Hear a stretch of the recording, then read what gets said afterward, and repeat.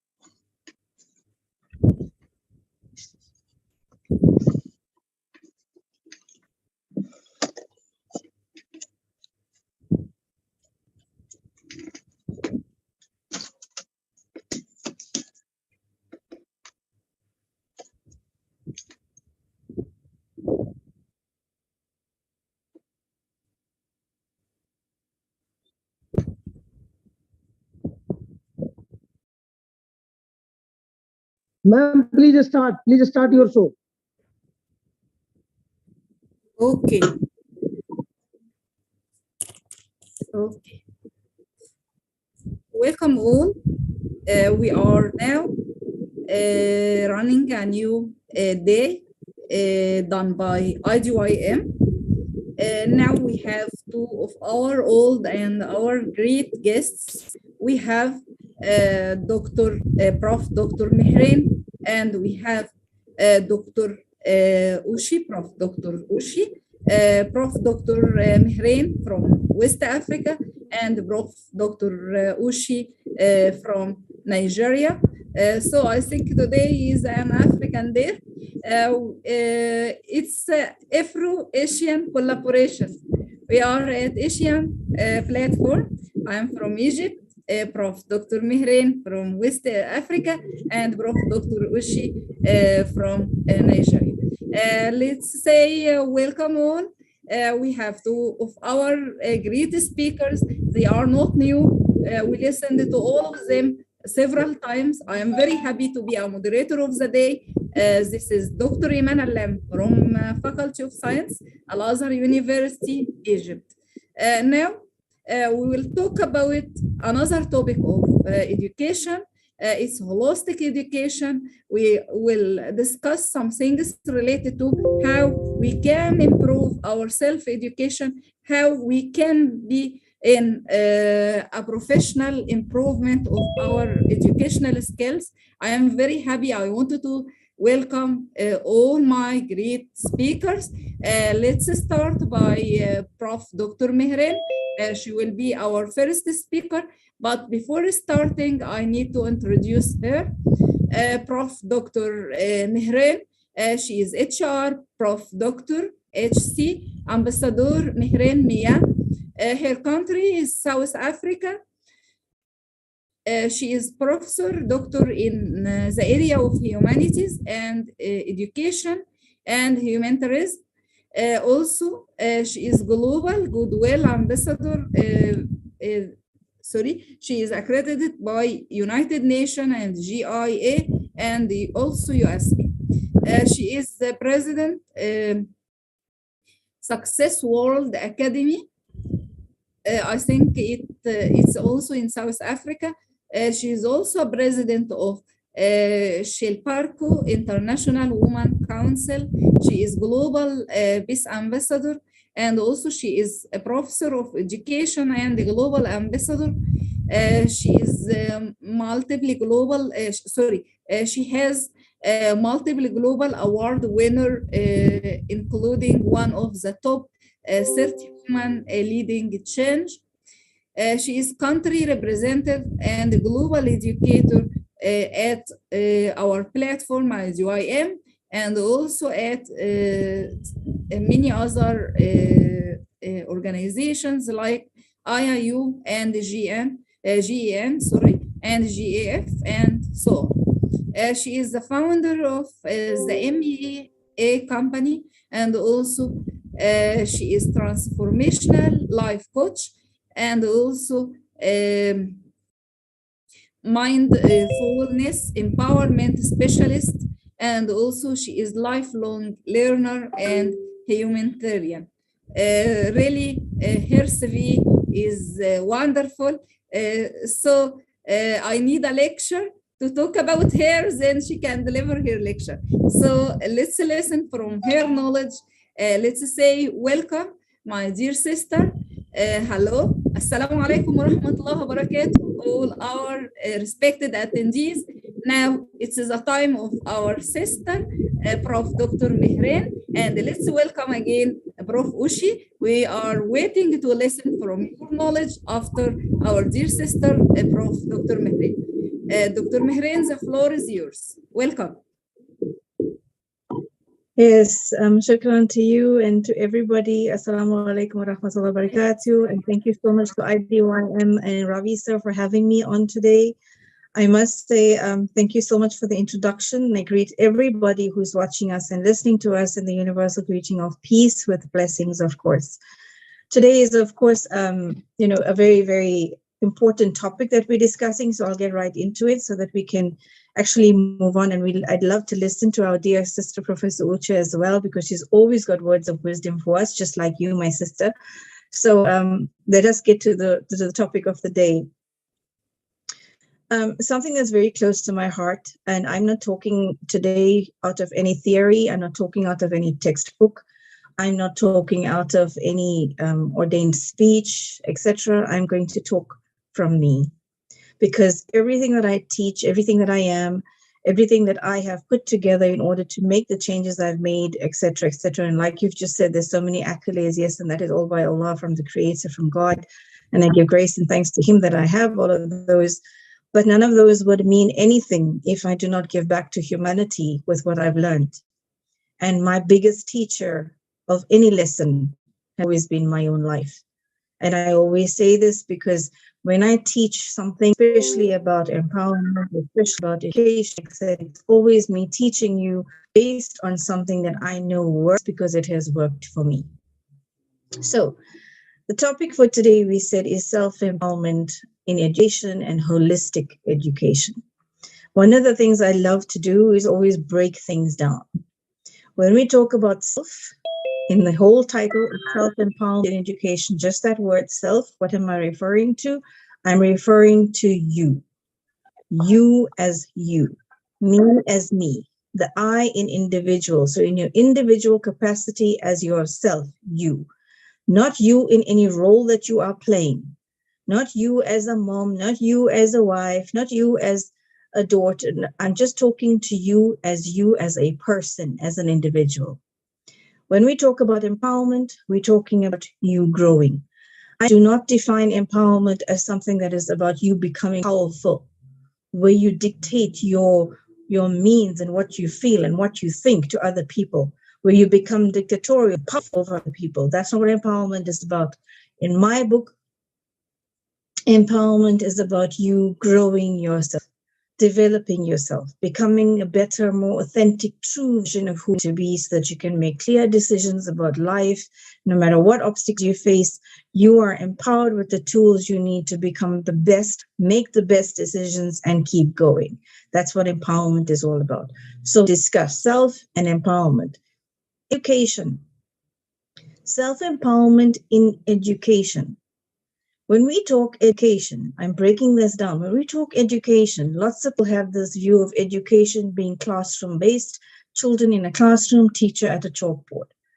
We are talking in my book, education for every single person out there. Whether you are the educator, whether you are the student or the scholar, whether you are the stay-at-home mom, whether you are the dad who goes to work, whether you're the child or the youth listening to me, we're talking to every single person, because every single one of us deserves and needs to always learn. As was said in the introduction, I am continuously learning. Every one of us learns every day. We learn to grow by learning. And this is what it's about, educating yourself. When you educate yourself, you become empowered. Now we're talking about self-empowerment in education, and we said it's holistic education. Holistic, how? Everything, encompassing everything. So when we talk education, sometimes we will think education, like I said, classroom-based, teacher, chalkboard, and we will think of a specific subject. I'm talking about education in general. And I'm saying that education has got to encompass life, how to deal with life. How do you cope with what life hits you? How do you cope with anything to do with life? So holistic learning so that you can achieve, so that you can grow, so that you can develop. So whilst you're getting the academia sorted, you also know that you are growing you in your persona, so that no matter what life hits you, you will be able to deal. Why? Perfect example would be what we've just gone through in the past 2 years, and that is the pandemic. When the pandemic hit, our children, our teachers, the parents, every single one of us was hit with a blow. What do? We had to learn. We had to get out of the comfort zones that we were in, and we had to develop new skills. We had to start to cope. Coping skills had to change. We had to develop new mindsets. Everything had to be altered. Why? Because we had to readjust. That is education. Now, if we go back to what our topic is for today, the topic we said is self-empowerment in education. I want us to pause, and I want to say one thing, and I will repeat it. Education in itself is already self-empowerment. I'll say it again. Education is in itself self-empowerment. And I will go on to reiterate what I mean by this just now. I want to pause to give you a little story. It's a story about a young lady who's in her early 20s. Okay, so she's in the prime. She has finished her university. She's got her degree. She has studied. So she's now she's practicing, she's got her offers, she's got everything going, she's in the corporate, she's really doing well for herself. And lo and behold, she has a car accident, and she has just left after a spine operation. She's left paralyzed, and they say to her she's never going to be able to walk again. She's in the prime of her life. She's looking forward to getting married, having kids, moving on, having, pursuing further career goals that she has. She has dreams and visions, and here's everything just crushed by this accident and her lying there. And she has this massive operation done. And they tell her, even though we've had this operation done, we've replaced your discs on your spine, for example, and yet we're not able to, we don't think you're going to make it still because you're not showing enough progress, enough, within duration of time. And here's this lady, she lies there. She lies there and her entire span of life is just washing away before her. What does she do? What happens to somebody like that? Never going to, and then she gets told, you're never going to be able to walk again. You're not going to be able to have kids based on the fact that it's on that specific area of your spine. You're not going to be able to bear children. You're not going to be able to do lots of stuff. And all of a sudden, everything that she envisioned about her becomes a naught because all she's doing is just lying there. The only thing working for her is her mind. Her mind, of course, with the vision and whatever. And so she just wonders, what is it going to take? Why am I lying at this? Why do I have to go through this? Do I deserve this? What have I done so wrong? And the questions go crazy in her mind. The mind plays games with her. And all of a sudden, there's this almost wake-up call from a spiritual side, maybe, yes, but it's also an encompassing of everything. And all of a sudden, she has to realize, you know what? Wait. Something about this just doesn't add up. Surely there's more to me. There's more to me. I'm not going to lie here. I'm not going to just give up on myself. I have to move on. I have to somehow take that step. I want to take the step. Help me. Someone help me. Medicine is not helping me. It's 7 weeks later from high care into ICU, and it's still not working. Every morning, that physiotherapist walks in there and he scrapes a pin on her foot, and there's still no movement. So they give up.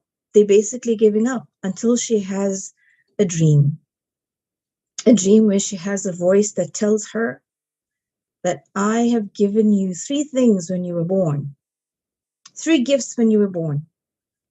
1 was your physical self, your body.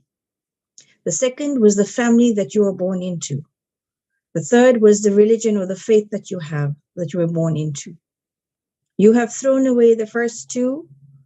I am now negotiating with you. I've taken away half of your third gift, which is your body, your spine. But you still have the balance. You still have the other half. If you are willing to fulfill your purpose, and if you are willing to really find yourself, do what you have to do and erase the wrongs and stop being as rebellious as you've been, I will give you back all 3 gifts as renewed you. And it doesn't make sense initially to her until eventually it does. And she feels that intention within her to say, well, you know what? Let's just give this a try. Anything will work. Anything. Let's just give anything a try because I really want to do this. I want to just take that step. I want to do right by myself. I want to build myself. I want to build my career. I know I'm not happy sitting in that office every day. Surely there's more to my purpose. Let me find that purpose. And 3 days later, come in that physiotherapist at 5 a.m. like he normally does with the pen against her foot, and she kicks it. Lo and behold, that physiotherapist is in shock. And he keeps doing it, and she keeps kicking him. And eventually she wakes up and she says, can you please stop doing that? It's actually very irritating. And he says, oh my God, can you actually feel this? And she says, yes, of course it is. And he was quite annoying. And all of a sudden there's this hubbub around this lady. Like, oh my gosh, she's suddenly awake and she can feel and she can sense things and her feet sensories are working. And suddenly she's, oh, what's happening? Within a week, she takes her first step. Within a month, she's able to walk, but obviously with an aid. That woman is me. That story I'm talking about is about me. I lay there and I was told I will never walk again. I'll never have children. I'll never be able to do lots of stuff. Here I am. I walk. I am a mother. I'm able to talk to you. I'm able to do everything that they said I will not be able to do. I'm not here to define medicine. I'm not here to say doctors are not right. I'm not here to say medical tests are not right, but I am saying a lot. A lot depends on you and what the fight is within you to become the best version of you, to grow yourself, to empower you as a self. And that is why this topic for me is so important and I'm passionate about it, is because I know that you can empower you as a self to grow you, to better you, to find your purpose and to live your most authentic life that you have to live because you are worth it. You being here is a gift unto yourself. So why not give the gift of you that education that is needed for you to find and develop you? Educate you. Because like I said, education is in itself self-empowered. I empowered me. Self-empowering me is what got me through deliberating in my mind, learning this and learning that and finding out more about this and finding the balance of this, learning more about the physiology, about what is going on with me, how does this nerve work, how does this happen, doesn't stop, it keeps going. Every winter, yes, I do have the issues with the spine, and every winter I want to learn something more about what can I do to make myself feel a little bit okay because the plate's getting cold, etc., etc., etc. But it's all about education. Educate you as a self. You deserve this. This is why today's topic for me is so important, because I want to reach out to the masses, to every single woman, to children, to every single brother or whomever it is out there that is sitting there or lying there or feeling all hopeless and selfless and feeling like I can't anymore. I'm here to tell you that you can. You most definitely can. But the first step is for you to take that first step about you. Here, your intention. What is it that you want to do? If you have to look at you as a self, as an individual right now, what about you in your life do you wish to change? Then answer, what is it that I need to educate myself about that needs changing? How can I educate myself to be a better version of me? And remember something, when you become the best version of you, it does not mean you erase the role you're in. If you are mother, daughter, wife, whomever you may be, when you empower you as self, you are actually becoming the better version in the role that you are playing. Because let's face it, all of us play roles all the time. I'm a mom, but I'm still a daughter to parents. Yes, I've lost my dad recently, but and Allah give him Jannah, Allah give him heaven. But I still have my mom. I am a mother. I'm a daughter. I don't have siblings, but I do take my cousins as my siblings. And it goes on. I have colleagues. There's relationships that you build. As your life progresses, your roles keep altering. Are you equipped enough to make sure that in each role that you play, you are really being the true, authentic you? Have you educated yourself to become that self-empowered? That is now about the self. Empowering you as a self, for you. But when we have to talk about education, let's go a little bit out of the you. Education and self-empowerment go together. They click. And if you don't see the click, then you need to learn how to see it, envision it. Because self-empowerment and education is where we can assist. You assist, if you have to look at children, you assist that child who is struggling, not just with the academia or the subject, who is struggling with themselves. Because everyday demands and everyday pressures just keep thriving more and more and more, and these children tend to just fall behind. Their confidence starts to lack. And then it affects their grades, it affects stress levels, it affects, most importantly, self-worth. Their self-worth, the child's self-worth. And what do? Do we even recognize that? Do we as educators or parents see that this is happening with our children? Do we even recognize that the children are stressed at 8? Do we take time to ask them how they're doing for the day? What has happened in school? Or are we just so hooked up with the rat race of life that when we leave our kids at school, it becomes the teacher's problem?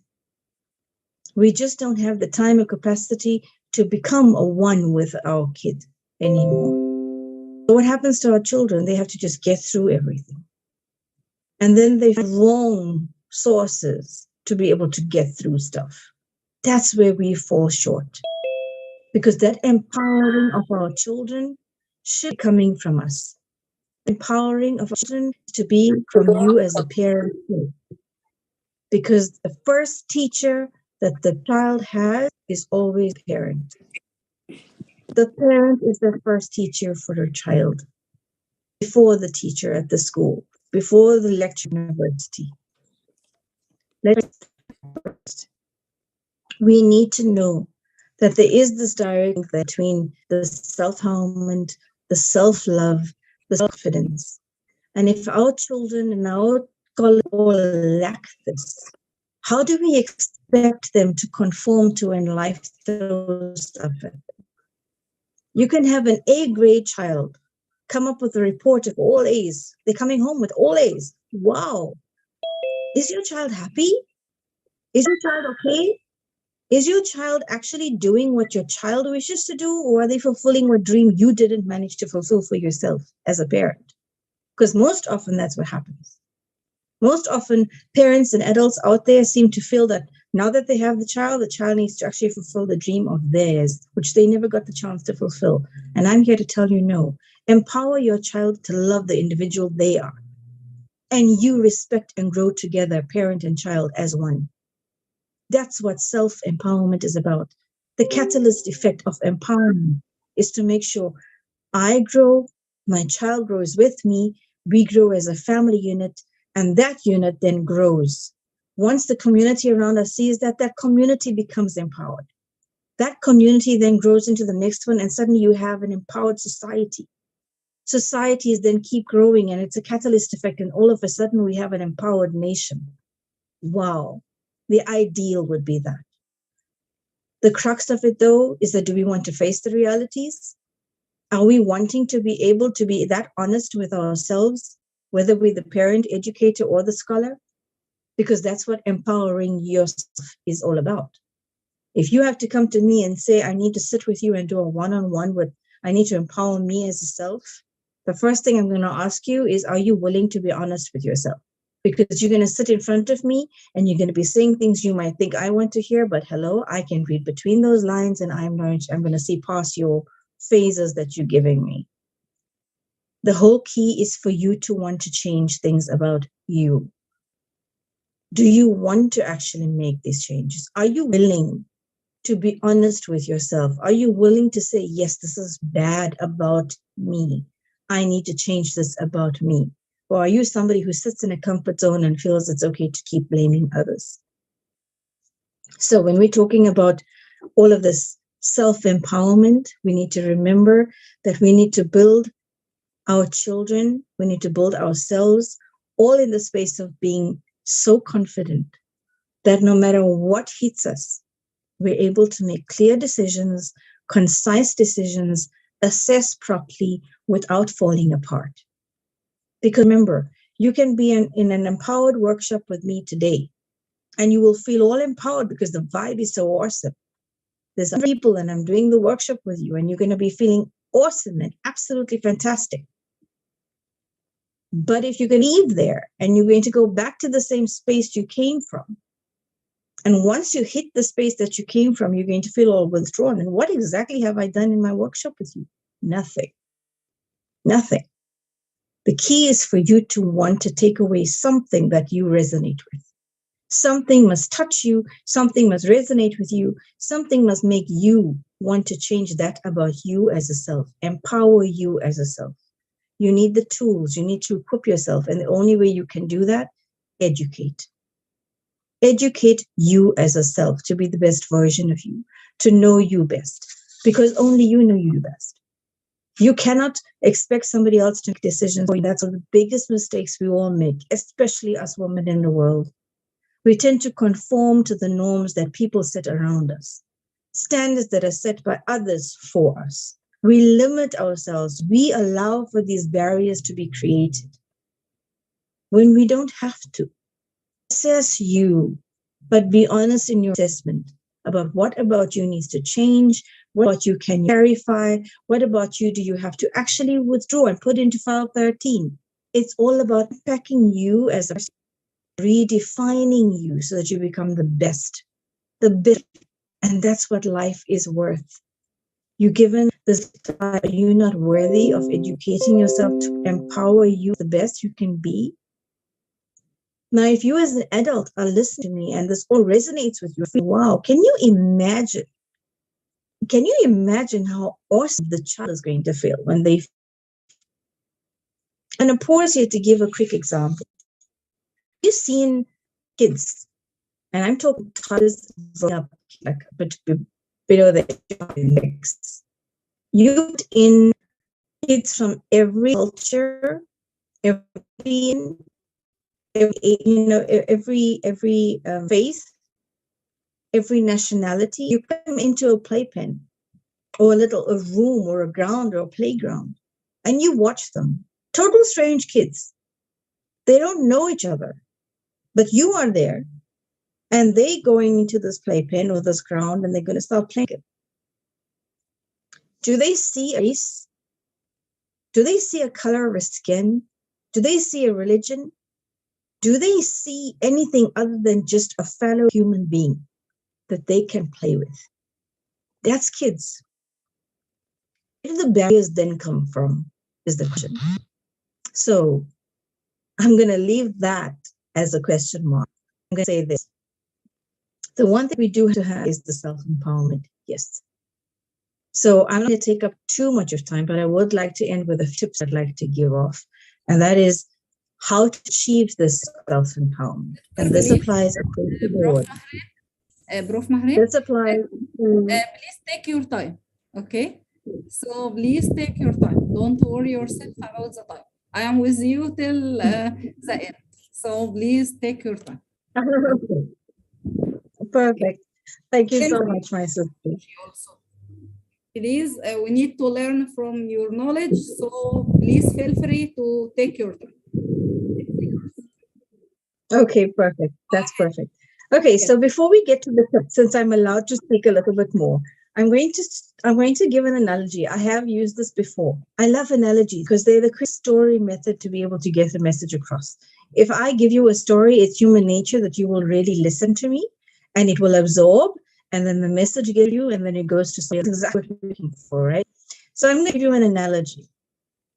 The first one, and I've used this before. If you've listened to any of my webinars before, you would have heard it before, but I'm going to give it to you now because it is key. If you are somebody who's listening to me now and says, well, I don't know what it means to have to try and change anything about me, etc., well, then let me just give you this quickly. You're somebody who's very hungry. You're hungry. You want to go and make yourself a cup of tea. You want to go and make yourself a sandwich, right? So you're going to go to your kitchen. You're going to open up the fridge. You're going to put your kettle on. You're going to take a milk because you're going to make some tea. You're going to take your bread. You're going to take some margarine or cheese or whatever it is that you want to use. And you're going to get ready to make the sandwich with a cup of tea. And all of a sudden you realize, wait, your milk is gone bad. It's now not. And then when you try and cut a piece of cheese off, you realize, wait, this cheese has got fungi on it. It's not really edible at the moment. What are you going to do? Are you still going to eat that? Are you still going to drink that? Most of us would say no.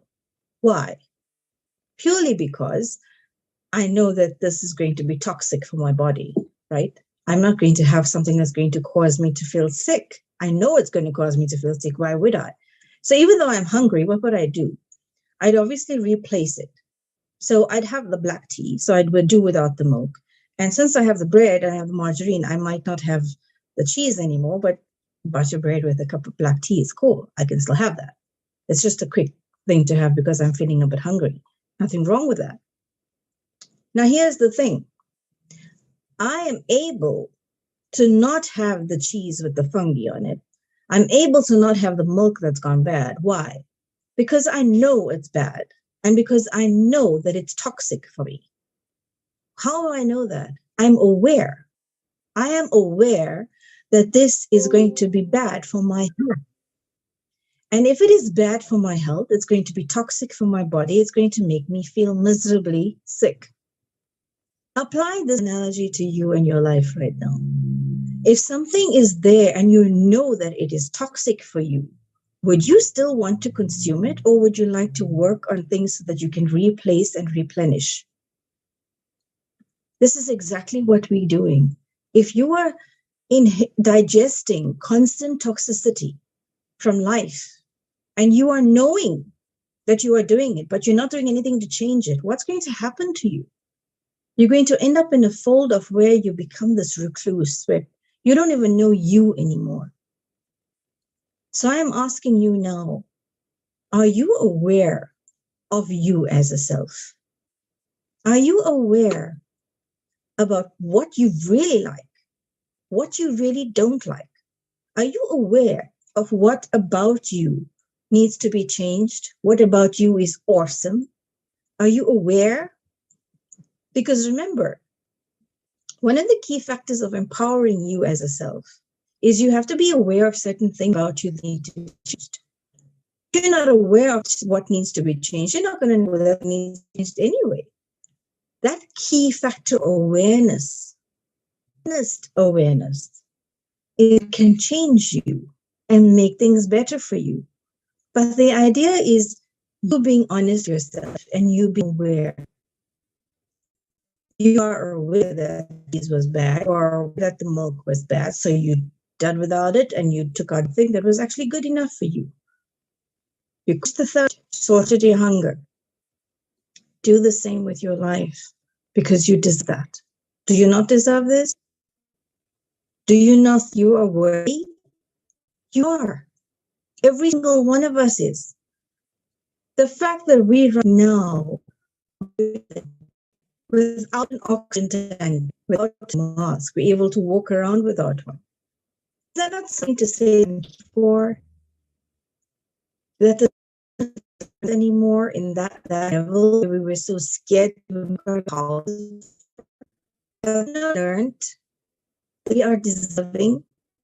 As much as we might have gone through so much of difficulty, so much of adversity, the one thing I teach every single person who comes through my path is in every phase that you are going through is an opportunity. No matter what your difficulty that you are going through, it is an opportunity for growth, for your self-empowerment. But the key to get through the difficulty with your self-empowerment is to make sure you are educated enough to know what to do about it. Educate you. Educate you not only on an academic field. Yes, we need the academia. One Professor Dr. Ushi, my sister Dr. Imam is there, also Dr. Iman. She's also, all of us are academic, but at the end of the day, are still human beings. And each one of us, every single one of you out there, whatever be your culture, you are deserving of the best of you. Why would you limit yourself? Why would you actually want to actually break off the piece of fungi on the cheese? You don't have to. Remember, life is a cycle.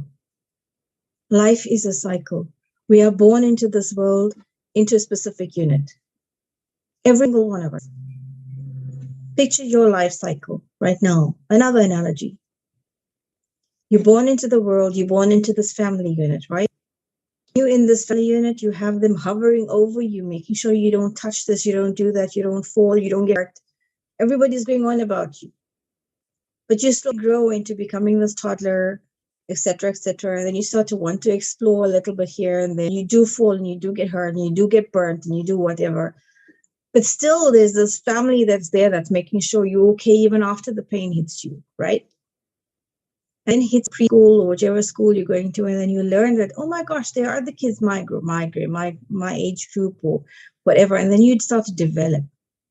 This is where you start developing. You develop your mind, you develop you. And slowly that individual, that self. So what used to be you in this cocoon of a family net, now suddenly when you're out there in preschool, primary school, you're starting to realize, wait, there's certain things about me that are a little bit different. Then what happens? You either have a sibling or So you become a sister or a brother to someone, and you keep going. So you go to school, your life cycle keeps going. And at school, you keep having more friends, you meet new teachers, you meet new friends. Some kids change schools. My daughter's had to quite a few times, but the point is you keep adjusting, so you keep meeting new people, and you keep growing yourself in each time you have to change, right? Then you finish school. In all of that time, first you were born, so you became the daughter or the son in the family unit. It changed. You might have had a sibling, so you became the brother or sister. Then you went to school. Those roles that you started off with never changed. Now you're finishing university.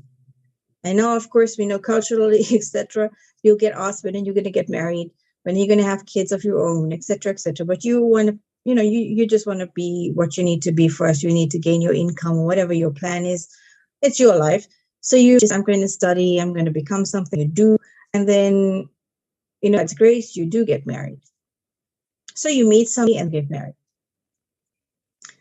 And then you become somebody different. Why? Still attached to you, and it's not just you anymore. What happened though throughout your life cycle up until that point that you got married? You are a daughter or a son. You still are a sibling if you were one. You still had all of those friends that you had. None of them changed. You still became the scholar at university. You're still you. That person that you are getting married to also had the same cycle of life. That is the biggest thing sometimes that kills them. They forget that each of them is an individual. I did not need to conform to another individual for them to see me, because I still close to who I am today. I rejected for me, as me, where we go together now as we move forward, instead of me just becoming what you would like me to be. So I'm going to leave that there. Now the life cycle continues, and you both have your own child. Guess what happens? Your baby is born, and then the baby is treated exactly like you were when you were born at the beginning of your cycle. So you do the same thing. You start to hover, you start to go and keep going. And it keeps going on until eventually you get grandparent, and then you meet. In all of the life cycle, how many different roles have you identified yourself in? Which of those roles are you in right now? How many of them can you truly say you have lived your most best or most authentic part of your role, where you never give in to other people did, you conform to what you know is best for you, for your child, for your life, or what is happening about you? Can you say you have gone through your life cycle without any difficulties, without any adversities? Because for one, I have had multiple adversities, multiple difficulties, multiple emotional baggage, multiple emotional issues that come up. I react to it. So you will go through your life cycles. Kids, children will go through their life cycle. The key points. You are each of those roles, individual. The individual and each of the roles you play has to meet and grow and be most proud of that role. As a daughter, when you were born, as as the as the wife or husband when you became, as the mother or the father when you became one, as the grandparent or grandfather when you became one. That is exactly how your life keeps going. And are you thinking of you as resonating with any of your roles right now? Does it mean because I'm suddenly getting married now, I need to forget that I'm a daughter, that I was a daughter or a son, or now a parent? Does that mean that I'm proud of somebody? the whole focus is on this baby, I forget actually spouse as well. I also blame every role is linked to the next. And I ask you to ask yourself, as the self that you are, individually, in your individual capacity, how empowered are you in the roles that you play? Empowerment does not mean you have to distinguish and make your roles become all different. You just become the best version of you. So in each role that you play it to your fullest. You give it your best. As a mom, for example, a stay-home mom, and there are so many out there themselves that to the really bad. Because a stay-at-home takes home more. If you've got 2 or 3 kids at home and your husband, I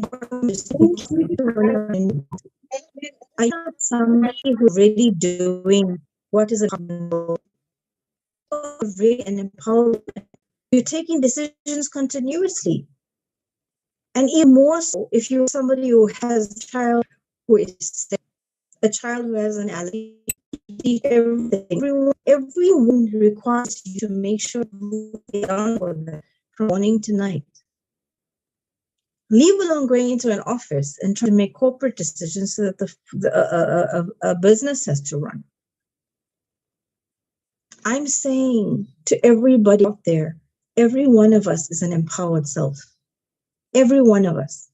Empowerment in itself is not something new. Nothing new. It gets used in the last 1 years, come on. But for me, personally, my role model, my role model, somebody who was an empowerment 14 or over 1400 years ago. And then my Prophet Muhammad Sallallahu wife, Hazrat Khadija, she was an empowered woman back then. Back then, over 1400 years ago, and I'm bringing religion in it, I'm bringing the point. And the point is that empowerment is not new.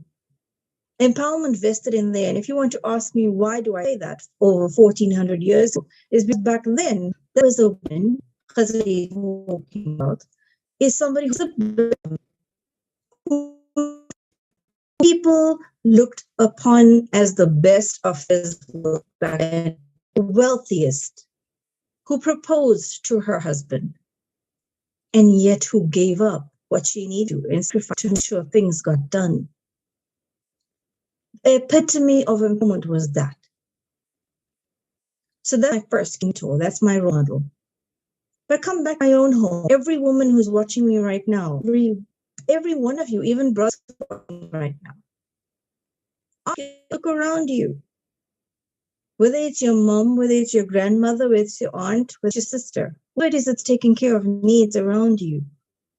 Is that not somebody who's already empowered because they are doing that? Can you imagine how awesome it would be if they can just escalate that to become even more, educate themselves to become the best version and more self-empowered? Because that's what is key. That's what this is all about. It's about educating you to be the best version of you, educating yourself. And I'm saying it's not just restricted to a classroom. Our kids need it, yes. But they need us. They need us. One of our keys we keep teaching is our children are leaders. I work a lot with leadership programs across the globe. And one of the biggest things I teach them is the one thing that people keep telling our youth is you are the leaders of tomorrow, and I disagree. I disagree because you are not tomorrow. You are youth listening to me now, you are already leaders of today. Our youth are leaders of today, preparing for tomorrow. And guess who they're going to be there for tomorrow? Us. What are we doing to make sure we're paving the way that's correct for them? Are we empowered enough ourselves to make sure we empower them to be the best that they can be? Are we? Do we not know that we are allowed to actually learn every day? None of us know everything. None of us know everything. If you are somebody who's sitting and listening to me and thinking, I know this, you need to learn more. I have got so much more to learn, and I know we will learn more and listen to more to these programs. That's what this is about. Everyone is doing this. Every Every organization that does these webinars is so that we can enhance our own knowledge and grow ourselves. You cannot give off yourself if you don't educate you. Educate you. Self-empowerment. Again, I will say this. I said it here. Education is in itself self-empowerment. So when we talk about holistic education, that is exactly what I'm talking about. Educating yourself totally at every level. So no matter what it is, what you as a self are able to cope.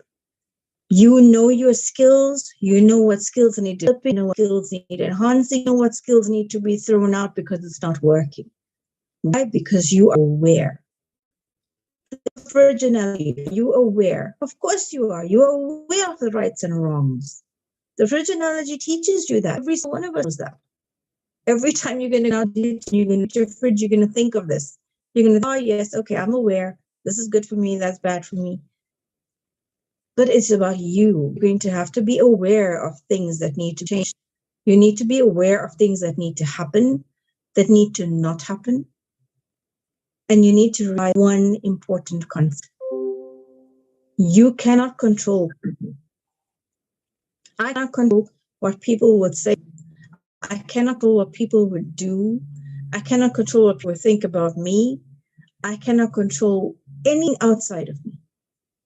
What I can control is myself. I control only my reaction to something, to someone. So if someone says something that is wrong or hurtful, something that is wrong or hurtful, everything, if the action is done against me or that I'm finding offense, the only thing I can control is myself. How do I react to that is within my control. What do I say in response is within my control. So take your control back. Self-empowerment is that you empower yourself to take back control of you and your life. Take control of you. That you be able to self-know and to find your first. Hello, my dear sister. Hello, Prof. Mahran. I think Yes. maybe your network is not okay. Please check because the voice is slightly weak. Please check. Is it better now? Yes, excellent. Please go ahead. Thank you. Thank you so much. Most Is the tips to there's just a few that I teach that I know work. They come across from quite a few theories as well, so I know that they work very well. The first thing, like I said earlier, and if you listen to my story, is the positive attitude. If you go back to the story I gave you earlier on about the lady who was crippled in a bed, and they said she'll never walk again, and they said she'll never be a mom, who's me, who is working today, who is a mother today. I've defied every odd because of the positive attitude. So people who believe that they are in control of their lives and they take back control of who they want to be are really more likely to take charge of what their future may even hold. Yes, we know everything is written by our Creator, and we give thanks for that. We ask for the blessings and guidance from that. But remember, you need to cultivate a positive attitude and have this outlook about you that allows for you to know your strengths, know your weaknesses. You then need to trust you. And I know it's possible because hear me today. It's possible, it is workable. The second thing I'm telling everyone to do is make sure you set goals that are reasonable. You've got to be reasonable. You cannot set yourself a goal that you know is going to be to be able to understand how you are going to achieve it, how long it's going to take you, what exactly do you need to get your goal achieved, and aim to get it done. Aim to get it done. That positive attitude is about as rule number 1. The other thing that's very important is to surround yourself with positive people. People that like support you. Most often, sadly, spouses feel that if a spouse is to empower herself, she's going to become disrespectful or etc. etc. And again, I reiterate, it is not about that. Empowering you as a woman, as a woman, especially in a household with a husband and children, is just you empowering you in the roles that you play so that you can be the better version of who you need to be. You can be the best mom, the best wife, the best daughter, the best daughter-in-law, etc. It does not mean anything that's negative. It's all positive. So remember that you need to be like-minded people. This applies also, remember, to our children.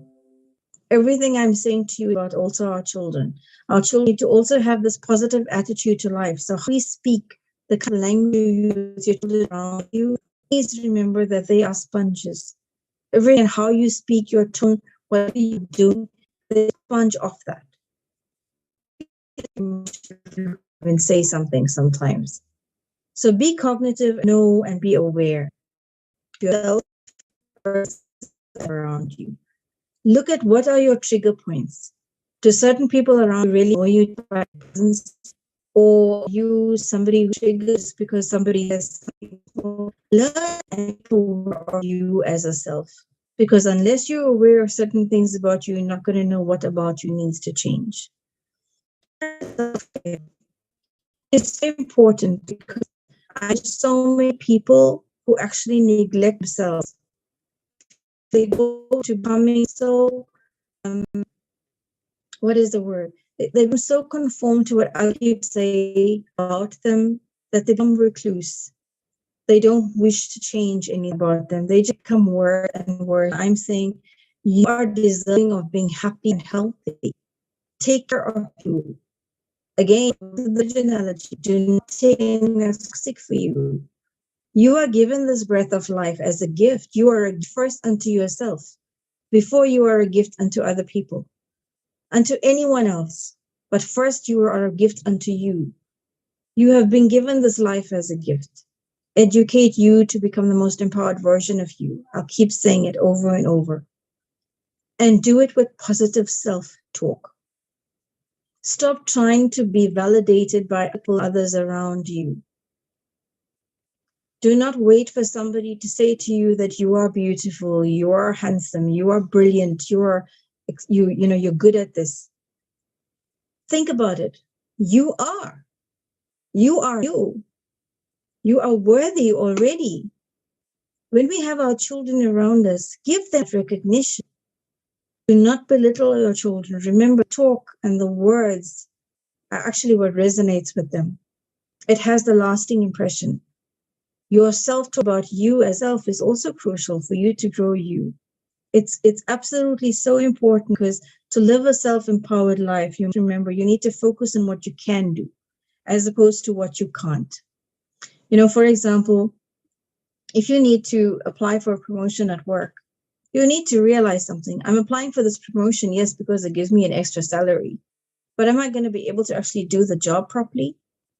You need to be able to assess these things, think about things logistically, and actually make clear, proper, precise decisions. One of the other things that we need to learn when we become self-empowered is how to learn to be assertive. And I say this because many people think that when you are an empowered soul, you're able to become rude. You're able to speak the way you feel like speaking. You're able to just tell people whatever you think, and it must just be expected and respected. Respect begets respect. Always remember this. And there's a way to be able to be assertive. People who strive towards this kind of self or personal empowerment need to be comfortable in how they express their thoughts, how you express your ideas, how you express your needs. Be careful of how you're speaking to people, how you write to people, how you relate to people, because people sponge off what you are saying in your actions. That creates their reaction. And remember that you are always collaborating. You're collaborating with you, always. Remember that if you are sitting with yourself and you are doing your gratitude journal at the end of the day, if you are somebody who does that, be honest with yourself and say, this is what I did wrong today. I'm not going to do this again. This is my change.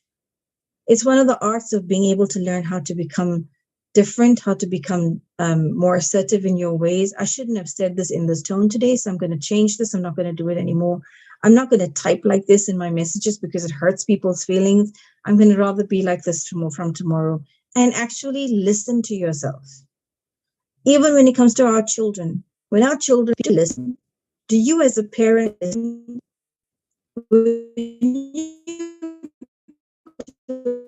Parenting at the school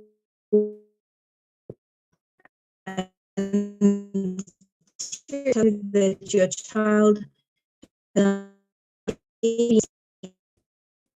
tells you that, you know what, I'd like you to please help actually fight with the teacher. We don't like to be held responsible anymore, especially when there's negatives. And I'm saying, let's stop that. Let's become more action conscious of ourselves, become more aware of what it is about us and the roles that we play. Remember, we spoke about the life cycle. If you are a parent, then you have got duties and obligations unto yourself, yes, unto your family, yes, unto your children. The teacher is not supposed to be doing half the things that they do nowadays. And that is why Teachers' Day is just passed in India, yes. And I say again, like I said on the webinar for Teachers' Day that I was on, I give gratitude to every single teacher and educator in this world. Those that taught me, those that teach my daughter now.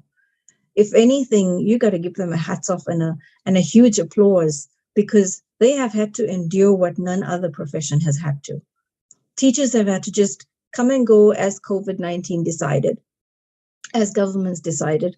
They couldn't just teach. They had to become doctors and psychologists and psychiatrists and teachers, and then everything all rolled into one. Over a span of overnight, did we even try and give our teachers counseling? Did we go and look at our children and say, you've lost another child in the class, or you lost a teacher in the school? Did we even take the time? We didn't. So I'm saying, let's create action lists. Let's create what we need as empowered people. We want to create this kind of a mindset where we want to learn, we want to develop certain abilities. Nothing's going to happen overnight. But if we create this list of what we would like, and it's obviously based on your assessment of yourself, because like I said before, you know yourself best. What is it about you that you would like to accomplish? What is it about you that you would like to change in your life right now? What would it take for you to change those certain things right now? Would you have the support structure or not? Etc., etc. Do all of these things. But you need to remember that you have got to take control of your life if you want to live it happier, if you want to be more fulfilled, if you want to be satisfied in your career, then you need to be able to take control of that. We cannot rely on other people to make that happen. That's what self-empowerment is about. That's what educating yourself is about. Now take everything that I have just said and put it into a classroom with your little children that you are teaching, or with your child that is going to a school. That child needs that self-esteem. That child needs that boost and that self-confidence. And if we as the adults don't have that to give them, where do they get it from? So we owe it to ourselves, yes. We owe it to our children, yes. We owe it to our lives and our lives' journeys, yes. So why not? So this topic, self-empowerment and education, is so important. Educate you as a self. Remember, you are a gift unto you before you are a gift unto others. And like I said before, education is key, because education is already in itself self-empowerment. When you educate yourself, you are empowering you as a self. And that empowerment is going to be able to let you be the best that you can be to live your foot of your potential of your life. And that's what you are worth of. That's what you're worthy of. That's what you need. That's what you deserve. Every single one of us. We need to stand together in unity across the globe and learn this so that we can respect each other, grow together, and make sure that we are able to be at peace in unity with each other and love, because we are the best of who we all can be. So thank you again, IDYM. Thank you to my lovely moderator, my sister. I really loved being here. Thank you, Dr. Uche, for being there as well. Looking forward to listening to you. And thank you to this amazing audience. I'm hoping something I said resonated with somebody to make that difference in their lives positively, to make a positive impact. And we just keep going. So thank you so much. I ask for prayers for my mom, for myself, for my family. And I leave you all with the universal greeting of peace and blessings. Thank you so much. Thank you very much, my lovely sister. Really, you did a great job. I can conclude from your lovely words. You said that we need to have self-empowerment in education. We need to empower ourselves also by education. As you said, education itself is an empowerment. I agree totally, 100%. Also, you said that the youth is not the future of tomorrow. They are our future. Yes, agree totally, because we need to learn all of them how to be responsible. So when we are seeing that they will be the leader of tomorrow, so maybe they will delay the responsibility till tomorrow. So we need to make leaders. We need to be leader makers. Thank you again and again. Really, you are superhero. You showed us some of your experience. I know that you have a lot. Thanks for giving us 1 hour of experience and knowledge. Thanks again. And we need to learn from you and to hear from you in the next days. Thanks again. Thanks for IDYM for inviting great guests like you. I'm very happy to be the moderator of the day. I am proud of you. Thanks again and again. Really, hats off to you. Thank you. Thank you. Most welcome. Thank you. Now, it's the time of our also our lovely great speaker. She is not new. All of us are know who is Prof. Ushi. She is not new. She added a lot to IDYM, and also she added a lot to our knowledge. Let's introduce Prof. Ushi, but before introducing her, let's say to be a fair moderator, I need to give her also 1 hour to show us some of her experience and some of her knowledge. We need to benefit from both of our speakers. Thanks a lot. And Prof. Ushi, I need to introduce her now. As I said before, she is not new. All of us are well known by Prof. Ushi. She is a member of IDYM. She is one of the oldest members of IDYM. Prof. Dr. Ushi, she is ambassador, and she is Prof. Dr. Ushi Grace Imitarum. I think I am spelling the name correctly. I'm trying to say it correctly. Prof. Ushi Grace Imitarum is a Nigerian, as you know. She is a university educator in Abia State, Nigeria. She is a speaker and moderator and social and academic mobilizer and influencer. She is also leadership strategist, and academic mobilizer and influencer and leadership strategist. As I said before, she trained for skilling up skills. She is also youth monitor. She is educationalist. She also is a leadership in the area of educational management, and also she is consultant in the area of education management, and she is trainer of, I think she is not only normal trainer, she is a trainer of trainers. Also, she is a researcher, communicator, and she is an avid reader. She is collaborator with value-adding knowledge and skills for sustainable development goals. She is CEO of ILED Center. It's an NGO for leadership advocacy, empowerment training, and retraining, duly registered with the Corporate Africa Commission, CSC, in Nigeria. She is a team player and a networker with love for partnership. Hence, she is joyfully partners with us for the day, for the lecture of today. Let's welcome Prof. Ushi. The floor is yours. You are now the speaker and the moderator. So go ahead. Thanks again for Prof. Mehreen. Please stay for discussion. Most welcome, my dear sister. Yesterday, she is the light of the dark. She tried to continue, however, of the dark. So I appreciate this situation. However, sometimes we are struggling with each other, but I love her too much. Let's appreciate knowledge distribution attitude of her. Thanks a lot. Go ahead, please. Prof. Mehreen, please stay with us. All respected attendees, please stay with us. We need you in discussion. So you will enrich the discussion. The floor is yours, my dear sister. Go ahead, please. Welcome.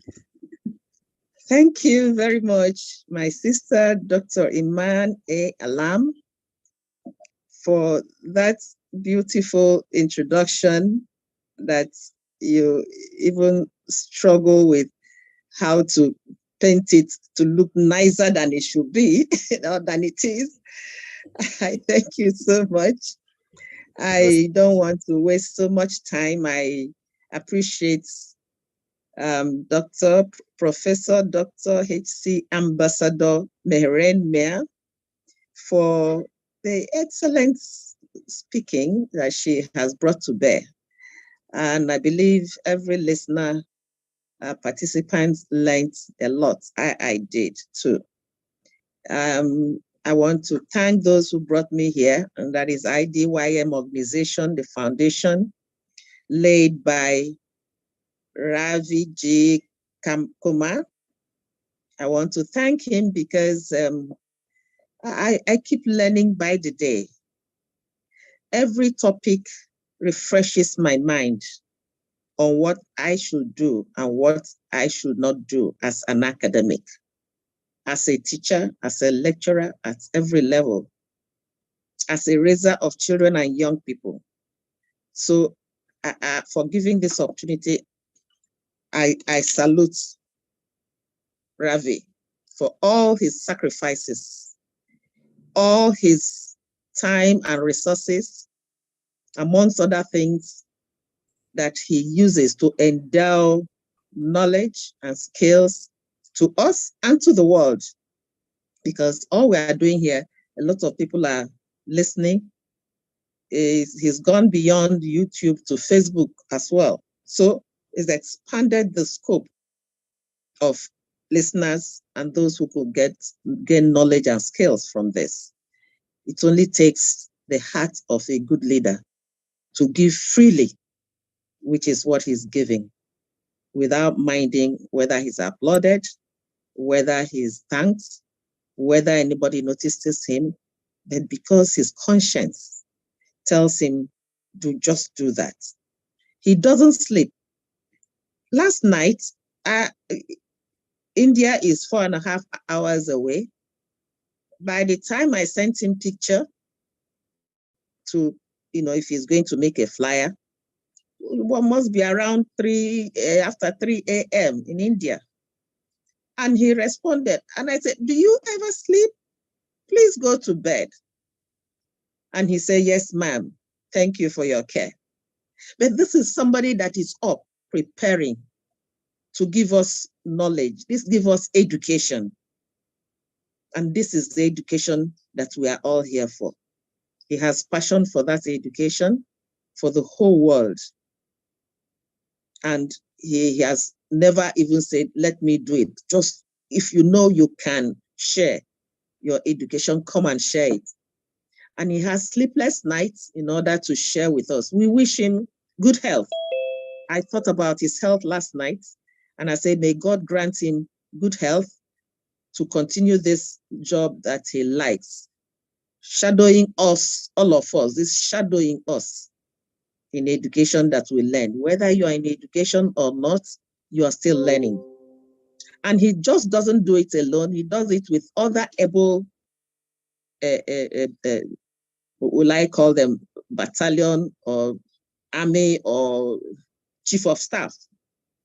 The CEO becomes our chief of staff, who is Miss Daniel Ashmi, a young lady who, if you take her type anywhere in the world, would rather go and sleep or play, do other things than stay and start trying to encourage other people she does not know on a volunteer basis.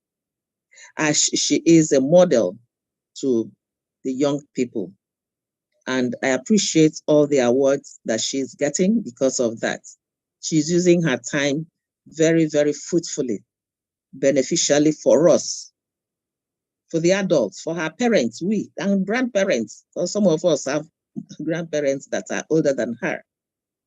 And she doesn't do it also alone. She has a team of others that accompany her, that she leads. I can't start mentioning all of them. We doff our hats and we say bravo to all of them. We are very proud of them for keeping us on our feet in order to give to the world, to learn and give to the world. Thank you. And I thank all the participants who are here to listen to us. Now, this said, you think of why this topic came up. Self-empowerment in education, holistic, empowerment in education, holistic education. And that brings me to what I said. Lovers of education will always be thinking of quality education. Now, my predecessor speaker, Ambassador Mia, has tried to explain, define, and discuss what education is. But I'll let you go further in what we mean. This topic, all I can understand from this topic is, how do you empower yourself through education, in education, by immersing yourself in education? And it's not just in education, a holistic type of education. How do we get that done? And with this topic, I would like to engage mostly educators all over the world, because they have to grapple with this. This is the new thing now. This is the in thing. Training the whole mind. What is education? And when you educate yourself, you are empowering yourself. That is empowering your self-empowerment. It doesn't mean others are not empowering you. The fact that you decided to go into where you can educate, you can be educated, your self-empowerment, you're doing that willfully. Nobody can push you. Don't drag a horse to drink. The fact that I agreed to be educated, I'm empowering myself. And we know that there are certain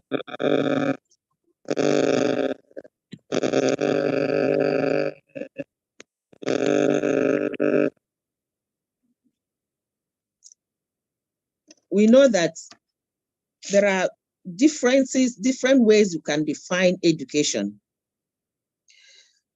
Let me take maybe the definition of some experts. That's somebody like Malcolm X say that education is the passport to the future. For tomorrow belongs to those who prepare for it today. And if we take this definition, it's all about empowerment. It's the passport to the future. That is to empower you for the future. And it's for tomorrow. And it belongs to those who prepare for it today. That is empowerment. That's Malcolm says. that you are being prepared, empowered for the future, for yourself. Now, another person, a well-known philosopher, educationist like Albert Einstein, also told us in his quote, he said that the value of a college education is not the learning of many facts. The fact that you're learning facts, this fact, oh, the orange is there, the paper is there. No, it's not about that, but the training of the mind to think. And when you have trained the mind to think, you're also empowering yourself to do various kinds of things. That is their definition for education, and that is why it is empowering self. You can't learn whatever that will empower you for another person. No, it's for yourself when you get educated. For me, I would like to define, and I always like to define education as all you learn at all times, from every environment, from everything, wherever you are, with whoever is credible to offer it to you. For me, that is education. You learn from everything. Now, having said that education is the way you can empower yourself, we are told, how do we empower ourselves? What kind of education do we get to get that empowerment? That is what is being suggested here, holistic education, because there are different types of ways that you can empower yourself educationally. But we are meant to now look at getting a holistic education that will empower us. Anybody, you and I, do we have it now? But I would like also to say, let's get to what is this holistic education that we are trying to use to empower ourselves. And in talking about this, I would like every educator listening to me, watching me, please, you are the one that this is most concerned about. This speaking, this presentation is about educators, wherever you are. Now, take, for instance, holistic education. Let's look at this education again and see. Education has formal, informal, and non-formal. I want to concentrate on the formal education. But in concentrating on formal education, I want us to understand that in holistic education, to start with, as you will see when we proceed, that it has to do with a combination of both non-formal and informal.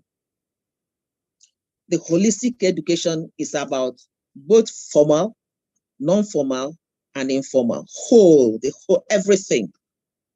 Now, if we want to go into explaining exactly what holistic education is, it's a kind of approach that helps to develop oneself. It is a new age approach to learning, an approach that is new to learning. It's no longer dependent on, education is no longer dependent on the traditional method of learning, but the holistic is a new age of learning that it emphasizes the importance of physical, emotional, and psychological well-being of children. Let me see if I can share something so that we can better understand what is being talked about. Let's see if I can have holistic education. Let me see. Okay, I think it's not yet there. Holistic education.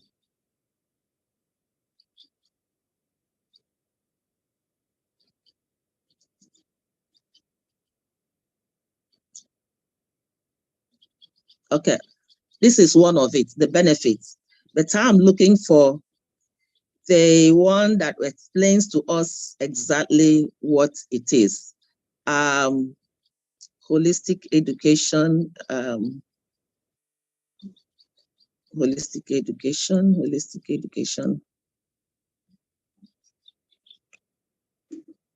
Okay. Now, you see holistic education. If you're all watching it, is it visible, please? Yes, it is visible, ma'am. Thank you. So it is all about your physical, emotional, and psychological well-being of the children that we teach, or whoever that you teach, particularly in their early childhood. With this approach, the students get the opportunity to develop different skills and may excel in various spheres of life. In a nutshell, at the age the children are so early, you educate them using holistic approach to connect their education with the real situation and build strong relationships through active learning and social activities. If you look at this, you'll find that holistic education has to do with character formation. I'm going clockwise. It has to do with healthy social skills. It has to do with teaching the children manners. It has to do with teaching them hands-on lessons. It has to do with core academic work. It has to do with emotional development, then critical thinking skills, and then conflict resolution skills. That is much of what we mean by holistic. This a child that is trained with all this definitely will have a whole kind of education that the child will learn. So you see that it is a comprehensive approach to teaching, where educators will seek to address the emotional, ethical, academic needs of the students in an integrated manner. All these things will be integrated in a holistic way in order to bring up a child that is a whole human being. For example, if a child shows interest in, let's say, building something, you watch your child, it shows interest in building something, any holistic educator should guide the child to the various learning activities that will involve building. For instance, you find a child that is into building, wants to build something, you give him blocks, using blocks, creating structures out of, or even a sand, or reading books about builders. You can even invite people, builders. I see a lot of it in the US, where you have such sand, you have building blocks, you have books, you have everything, and children are manicured to what interests them, and you follow that child. It's not just a general teaching, and involve the parents, because there must be a synergy between them and the parents. That we will get to that, because a holistic means from every angle, not just from that of the teacher. So now, we also like to say that it's an approach to education that involves educating a child so that they will become a well-rounded and confident adult who will contribute productively to the community. Let me share again to you what we talked about, education. Let's see, holistic education.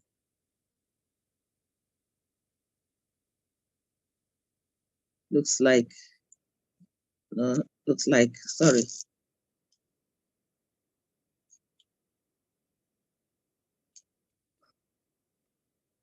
When you teach children to have a set of skills, have confidence in themselves, have we call it care, no, it's not this one. I have looked at it. Have everything that they need in order to live a healthy life. You have built that child holistically. I'm back to square one. But as we are talking, I also will want to mention that this kind of education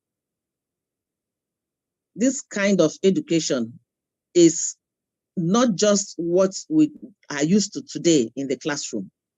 It differs from the traditional method of teaching. Which is like question and answer. You answer and the child goes down. It's not like teaching and giving tests to the child. It's not like having children come to school and learn by rote learning. That cannot make them, because they are following just one aspect of education. Yes, education. So in our own thinking, it focuses on building the child to be confident and a confident adult who will contribute productively to the community. And it focuses on developing the child to care for others and respect the environment, have respect for the environment. It pays equal respect, also a respect to the emotional, the social, and cognitive well-being of the learner, whether at primary or secondary level or at any level. It focuses on fullest possible development of the person, as much as you can develop the person. It encourages the individual to become the very best, the finest individual that they can be. And that will enable them to experience all that they can experience from life. And if that experience comes from various sources, then they reach their goal. Now, if we want to talk about, we've talked about holistic, what it is, building the child to be confident. And remember, I also said, it's all these things I have said combines both academic work, the non-formal way of teaching, hands-on, and the informal way, the emotional part of it, even the home. So you train the child, and why the home comes in is that there must be partnership, and we'll get there. Now, we need to look at the key features of holistic education. What are those key features? What is holistic education known for? One, it educates the whole student, the whole people, not just for passing tests, like I said, or exam. It educates the child emotionally, cognitively, physically, and social development aspects. The whole everything by the time you develop the child. And in developing all this, you have gone through non-formal and formal, everything together. Now, the second feature of holistic education sees students as part of a whole, part and parcel of a whole, not just oh, this is a student that very distinct, very different from the rest of the world, from the rest of the people. No, it sees them as part of the whole because it makes them, it connects them. They are connected to the world. They are connected to the environment. They are connected to the community. And that is where it connects to SDG, the Sustainable Development Goals. That is an aspect of the Sustainable Development Goals. The environment, care for the environment, care for the community. How do you develop the community? This is the child that will develop once he's able to do that. Then it also embraces caring, a caring classroom culture. Having a caring classroom culture doesn't just mean, oh, how are you and all that. Yes, it could be. It ensures that they are more well-rounded. It ensures that they are happy and socially competent members of their communities. That's what holistic education gives you. Now, because it does that, remember Maslow's hierarchy of needs. This is what it does. Caring that you're happy, because one level of Maslow's hierarchy gets to the other. If you're happy with one level, they care, the food, the drink, the everything, the clothing, you get to the higher where you now have self-actualization. So holistic education also takes care of the Maslow's hierarchy of needs. Now, holistic education also engages in what we call experiential learning. Just if you look at it, it's just experience learning. That's what it all means. And experiential learning, it makes you have a child that, an educator, a holistic educator has an issue, usually, does not have an issue with focusing only on academic aspects of learning. If you are a holistic educator, you don't just focus on issues that has to be just with academic. No, it will not lead to well-rounded learner because you're focusing on just one aspect.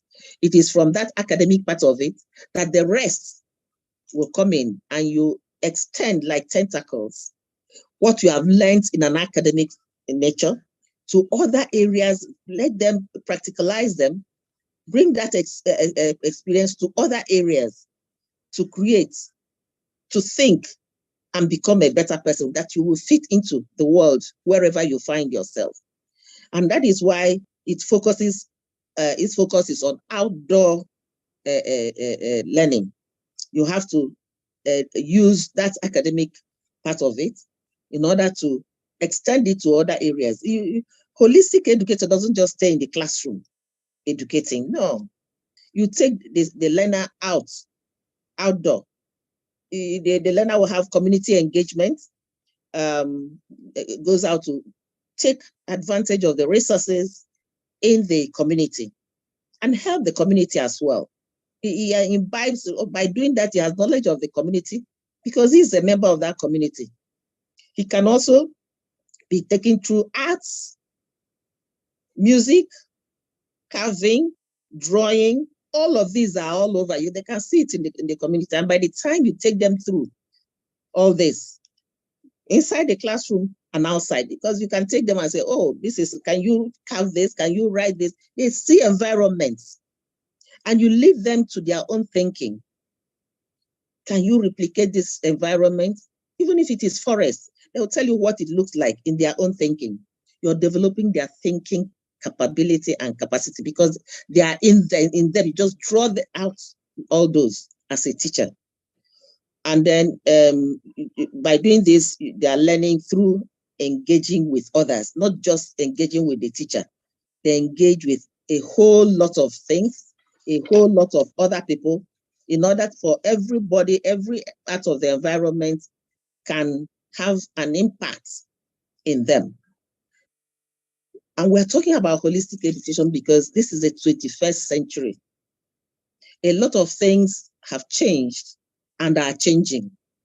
If you depend on the obsolete way with the traditional way, you sit in the class and do it, they take notes and go, then there is no education.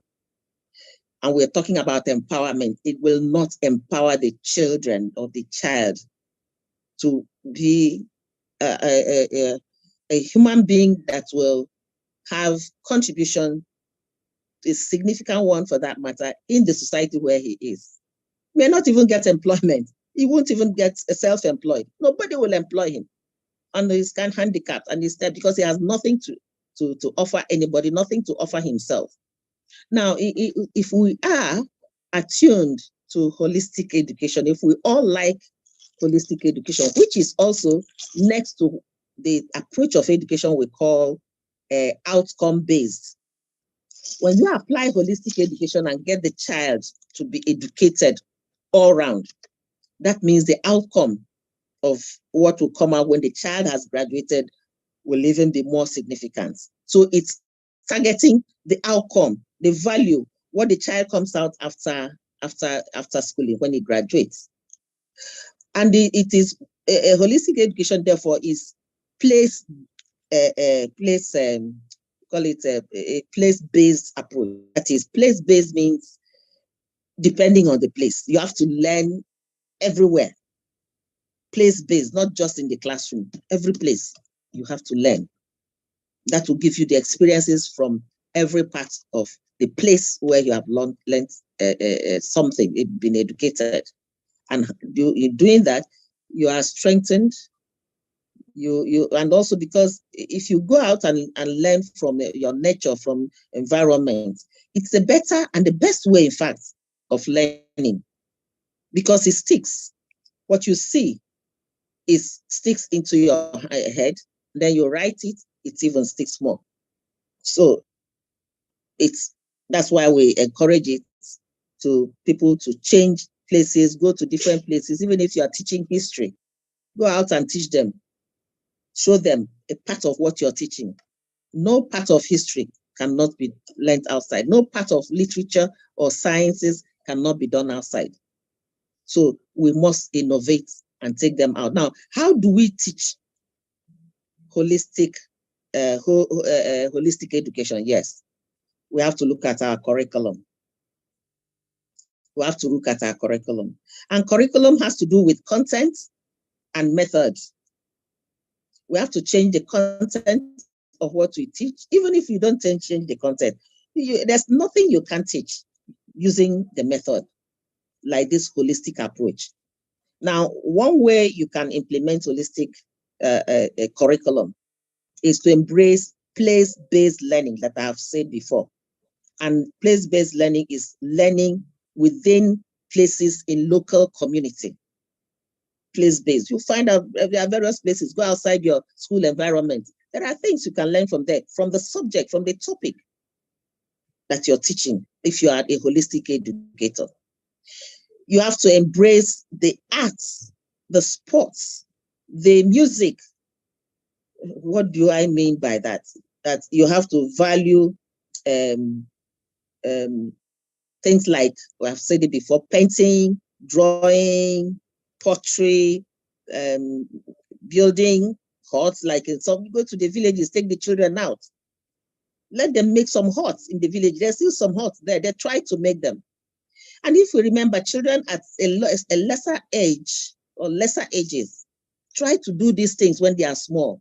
But we don't take them up when they come to school to continue with that practice. So by giving them some of these environment places to bring out what they have, you'll be marveled, you'll be shocked what those children can learn from their critical thinking, or even say, what is it? If they explain it to you, you shudder that these children don't need you giving them something to cram, rote learning, and then pour out, that they can from their heads explain to you what they have seen and what they mean by that.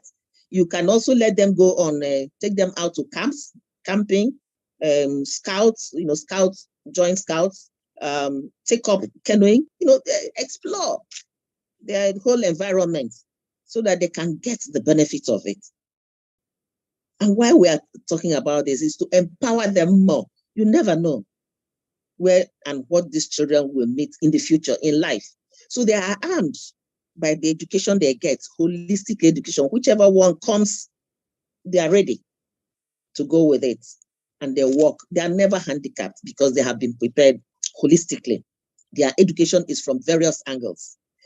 Now, we see also you have to use what we call inquiry-based learning. Inquiry-based learning. That is, allow the children to inquire. Let them be that inquisitive. Inquire. And then make their own contribution, give information, give ideas on what they think. Then you can lead them if you're a holistic-based educator. For instance, you can use investigation approach. You can use discovery, scientific method. These have to be systematically done to find new things. When you use the investigation method, the discovery method, or scientific method, we'll use all this to do find new information systematically, because they are thinking on their own. and you'll be amazed what the children have in their heads. And when they are born early, at birth, children have nothing in their minds. We are told that their head, their minds are like tabula rasa, that is plain, nothing is there. So you start feeding them with everything that you need to feed. And at that early age, the child is ready to learn. The child learns fast. And this is the opportunity we have to take in order to apply holistic learning. And they're also inquisitive. They also want to learn everything. They're in a hurry to learn. So we take advantage of it as a holistic educators and teach them, let them have, they ask questions. But many parents, many teachers don't allow them ask questions because they're inquisitive. They want to know more. That questioning is that part of the inquiry. So you take the children, lead them. Don't let the children be dependent on you. Whatever they answer and answer correctly, then they go to another one and they answer.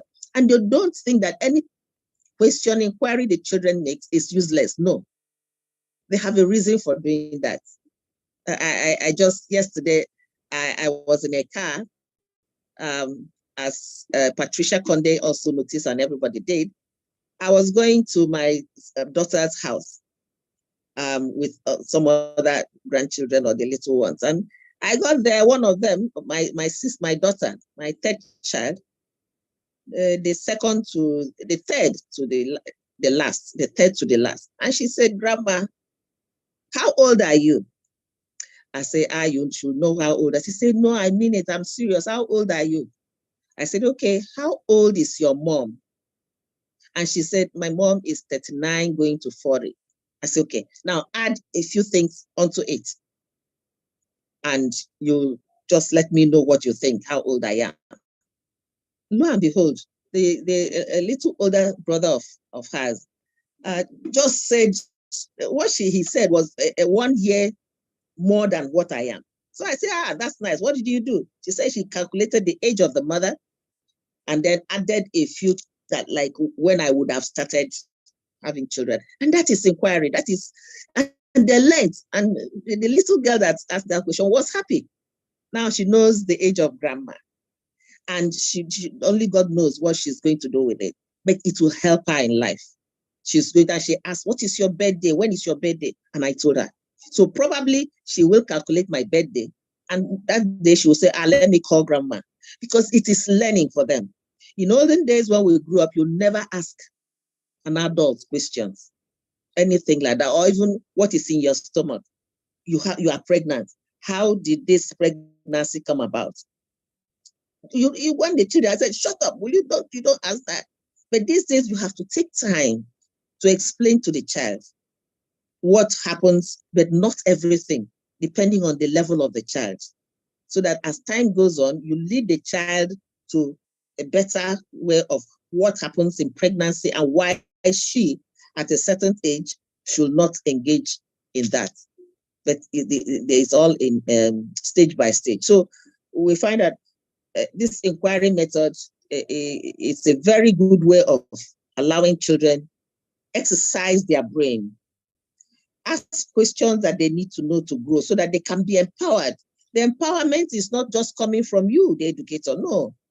It is the child that wants to empower herself. Remember, we're talking about self-empowerment through that holistic way. You will only lead as a teacher. Now, if you are if you give the children an opportunity to gain new information through inquiry, they have to get genuine knowledge. They acquire genuine knowledge through that. They build everything they need to do through these life experiences rather than passive learning. And when you allow children to learn, help them through holistic education, there's a word, it is called a banking model. Banking model, what is called banking model. So you have put everything in a bank with the child. The child banks it, and it empowers the child because the child is going to use it in the future. It is for the future, for now, yes, and for the future. And that brings us to why are we talking about holistic education? We've mentioned a few. We want to know that it offers an alternative to traditional way of teaching. This method is different. Different studies have shown that through playing, that's playful role-playing, learning experiences and all that, children can acquire broad, dynamic, and interconnected skills rapidly and effectively, not just sitting in the class. They have hands-on, their brains are exposed once they go outside. So they have several things that they connect with, interconnectivity. They are dynamic, not just one place. They learn immediately from, remember we're talking at a younger age, because holistic learning is most appropriate at a younger age. Well, when you get up there, they don't apply it, even though it can still happen. Like if you get to the university level, we are still supposed to take advantage of holistic education by educators, but we don't do it. So at this age, you find that the studies show that using play, learning experiences, children can acquire so many things, dynamic and interconnected skills very rapidly, very, very fast, because they learn very fast, and it will be more effective. It lasts, it sticks to their brain and will carry them through, empowers them through life. Instead of teaching school subjects in isolation, oh, you are teaching physics or chemistry. No, you can't teach. These days, we don't teach subjects in isolation. The holistic approach will seek to empower the children to use what you've taught them, that's academic learning in a particular subject, as a foothold for their emotional and social development. They connect it to other things that they're doing. So if you're a holistic educator, you must connect the children. Whatever you're teaching, connect it to life. Connect it to the environment, connect it to the community. Use examples in the community. Take them there. That way it lasts. It's a foothold, what you're teaching, the academic part of it, because we can't do without the academic part of it. The academic part of it will now be extended to touch. It now has tentacles to touch on various aspects of life that the child is supposed to know at every stage. There are many skills. Let me not say skills. There are some skills. If I don't know if I try again where I documented those skills. Otherwise, I can show them later. Okay, let's look at this. Holistic education. The importance, why, the benefit, why do we look at have holistic education? We have said, let me start with the red at the top and go clockwise. It has the child will acquire critical thinking skills. The child will have hands-on experience. Then we gain the core academics. This is what we are talking about, teaching physics. That's the core academics, which will be used to apply, because that's basic, very important. Then the child will have multiple intelligence. We will have emotional intelligence. We will have social empowerment, connect with the social aspects of life. You will have technical skills, have conflict resolution skills, because of that care, being taught to care for others, care for themselves, and also others will care. So the conflict resolution will minimize. Then the arts and crafts would have been learned because you have taken them through that, and that is creativity. They will have manners and character formation. They'll have effective communication skills, because as you take them out, they are talking, they are looking, they are having colors, everything they see in the environment is communicating with them, and they are communicating with that. So they can afford to expand their scope of communication. Then health and physical education is also part of what they gain. They become healthier and better educated. So I have said some of the skills and some of that, like cognitive, language, social, emotional, and physical skills are all the developmental skills that a holistic educator should ensure that children are brought up with.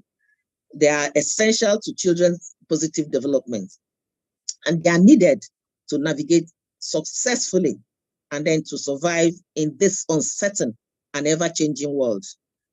The world is changing so fast, so those skills, holistic, is so that if you don't have this, you've learned it, then you use the other one. The child has everything to grapple with, even in employment. He's been empowered through holistic education. He seeks employment there, he doesn't get it. He goes to the other one because he has the skills. They are all there. That frustration will not come.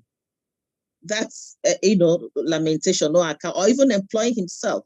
But of course, like for instance, he doesn't have job. If the child has learned the art of drawing, art, music, he settles for it. Self-employment.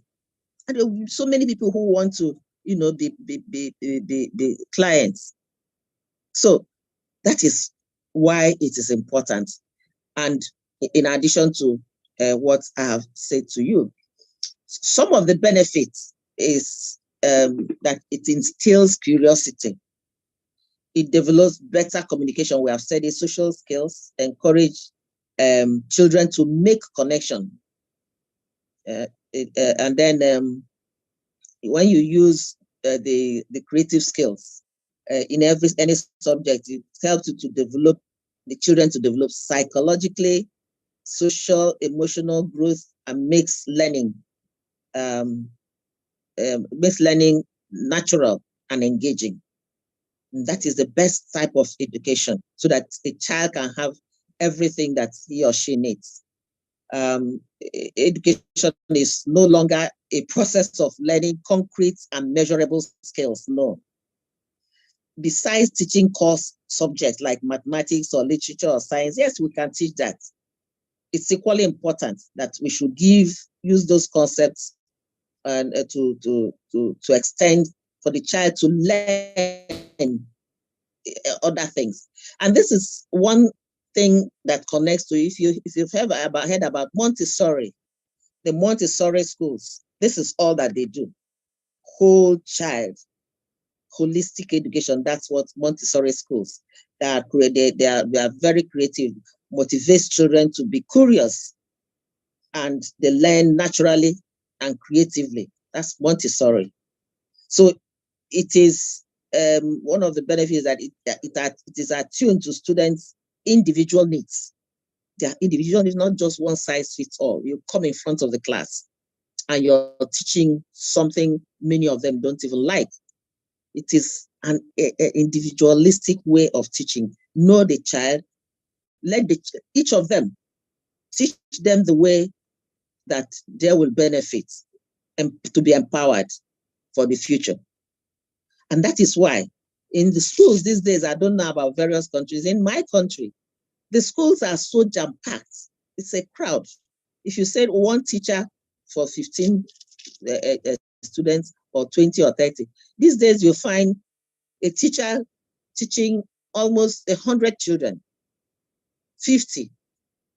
And so how do we get the students to learn through what they want, their individual needs, their learning styles also, as opposed to the current, what we have, mass education system.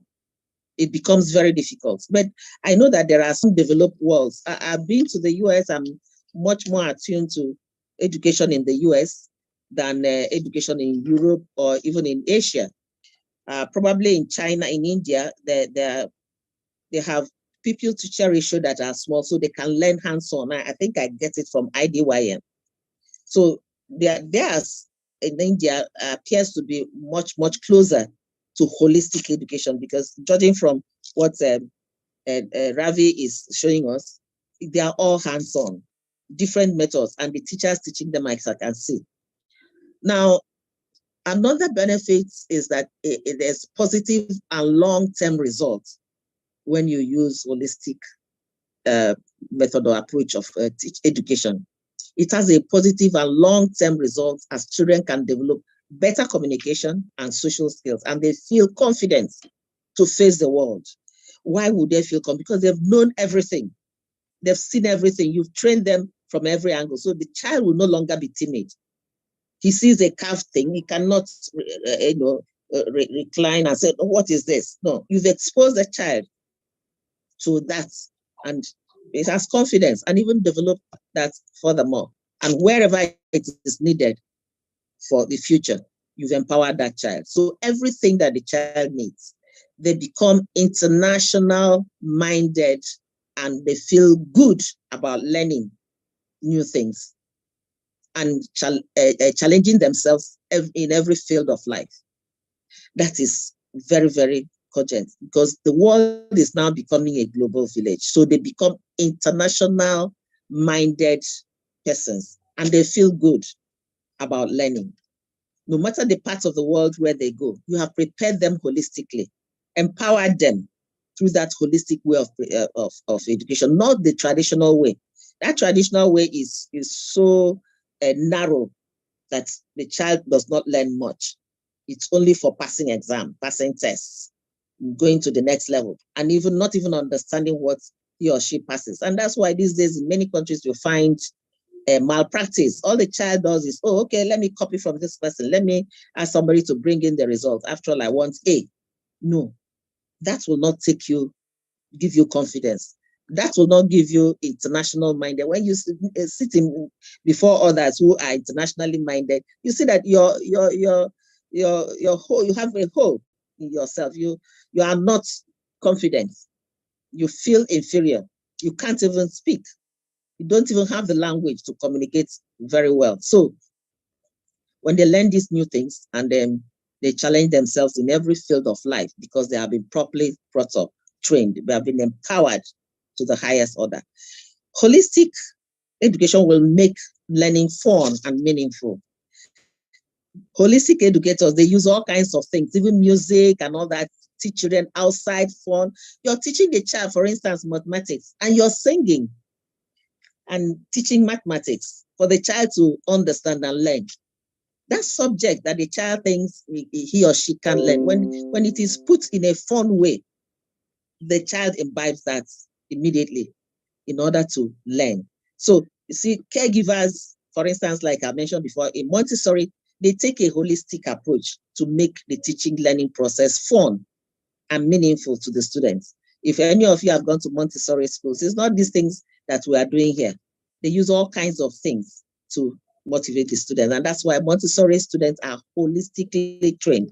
They come out and they are the best. They are the best. There's nothing you say they have not seen or heard of.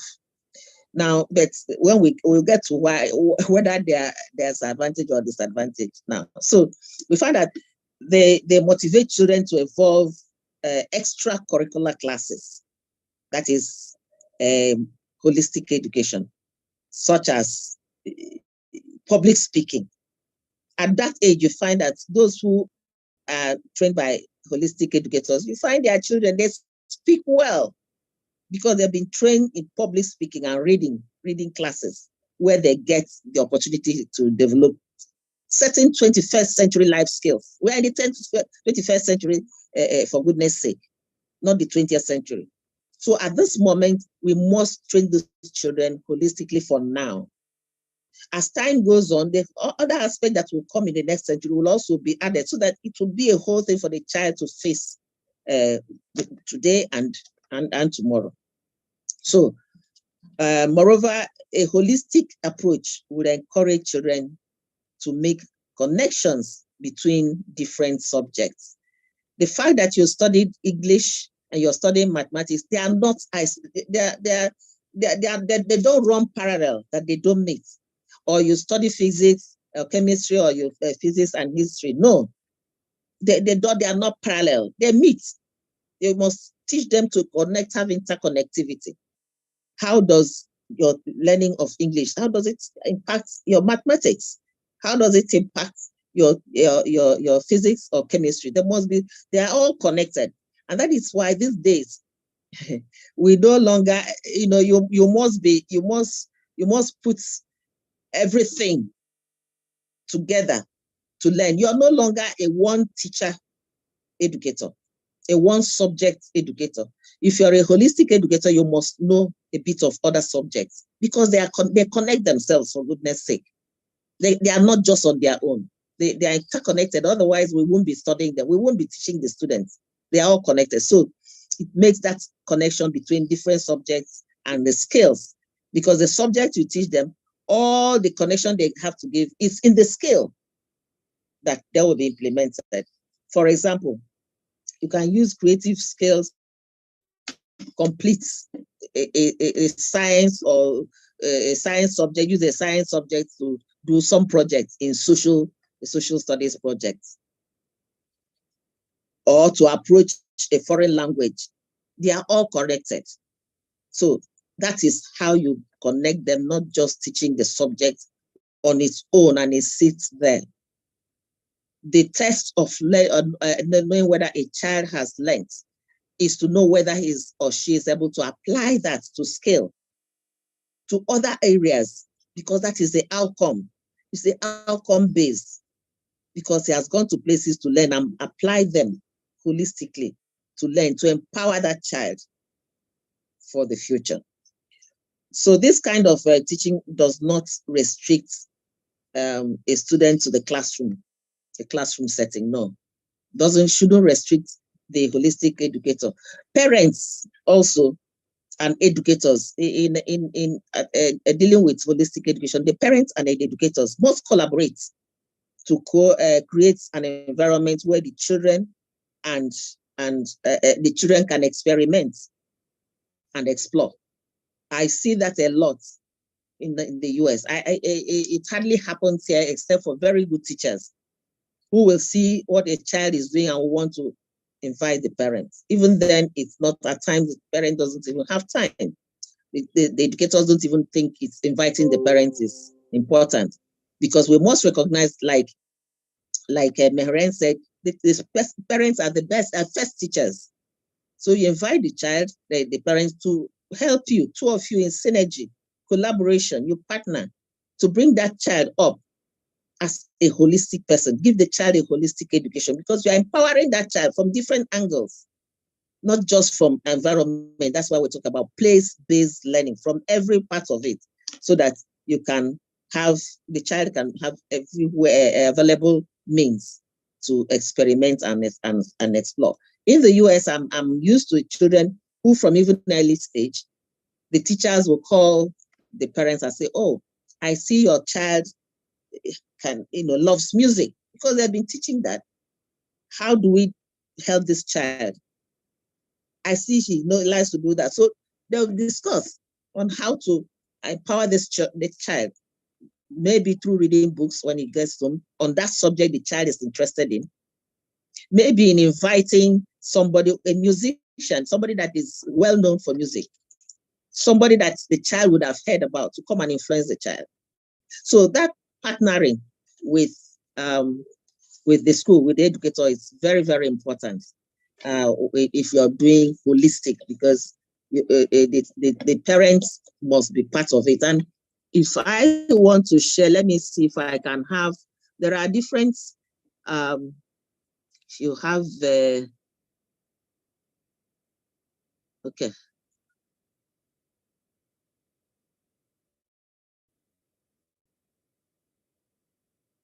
You find different things that we can do. You see a child here. See what the child is doing. The teacher is helping the child. He's using critical thinking. He's placing, he's learning to write, and with all the equipment there, and using critical thinking. Then we have others. I know at higher levels, we can do that, but there may be constraints. There may be constraints to that. So, okay, sorry. There may be constraints, we will come to that. But if you ask me, that is the best way to train a child. Look at a father who is guiding the child to build something with building blocks.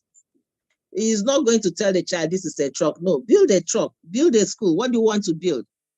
And he's guiding the child, wanting to do whatever he wants to do.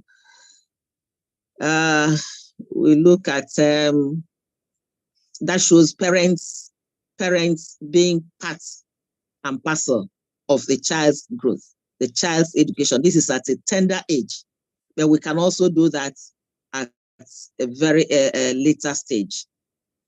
If we have the patience to have the child explore.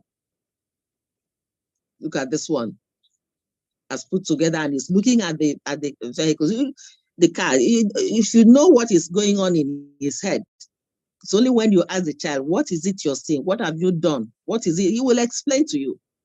And the child is learning. So everything becomes a learning experience for children at every stage and every age. Not just this one. It is there with a whole lot of things, trying to make something, to create, using his brain, thinking out, what do I do? How do I do this?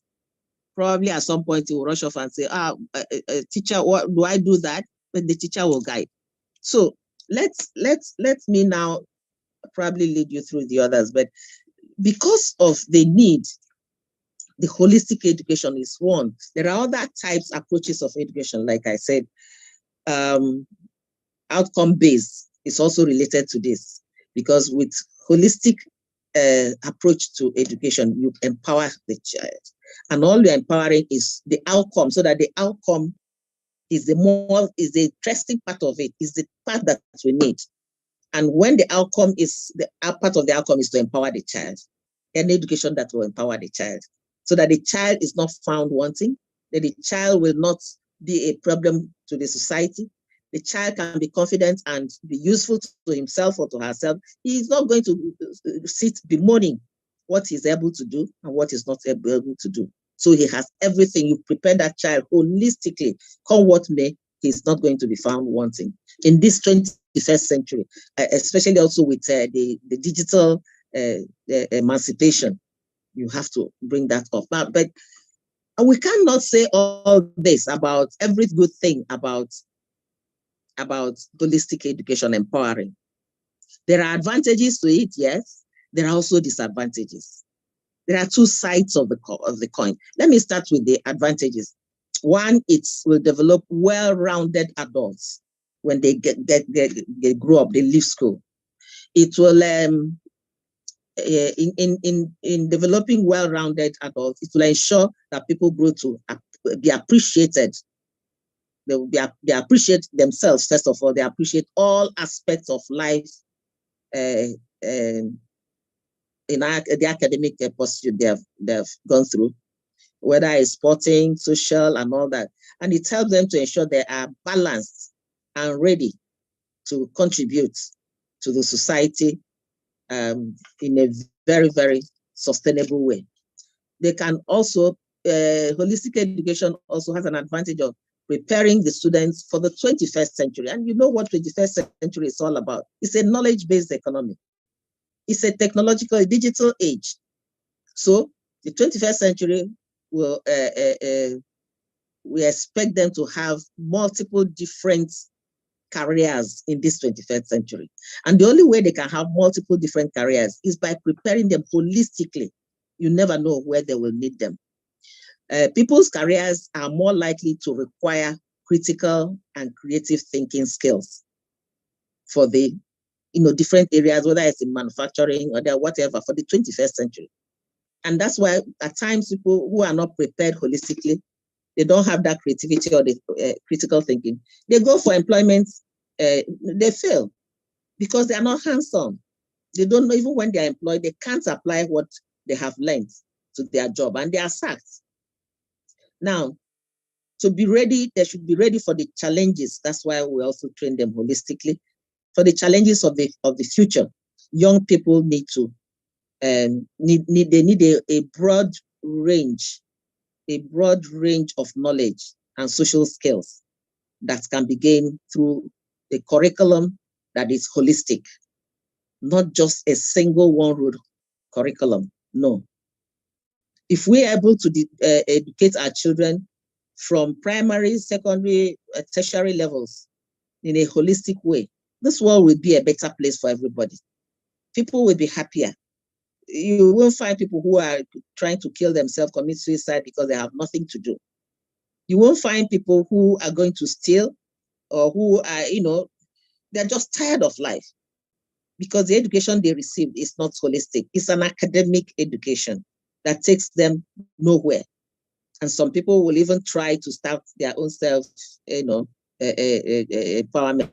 jobs. They can't because they have nothing to start it with. They can't also train other people.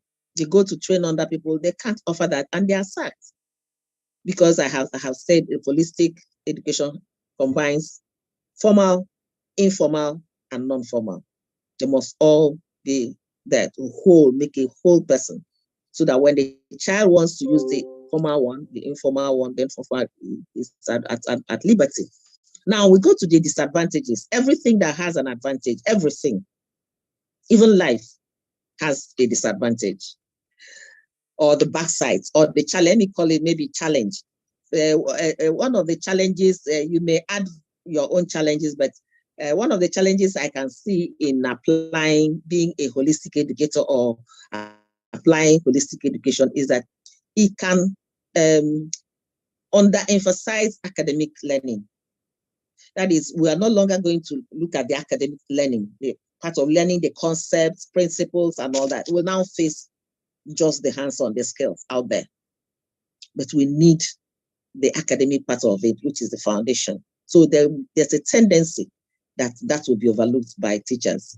So we also have another disadvantage that we really embrace, it is really embraced beyond the early years.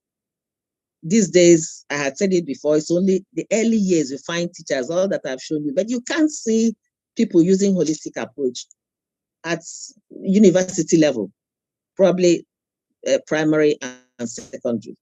But we need to drag it up there because that is where it is needed. Because at the tertiary levels, we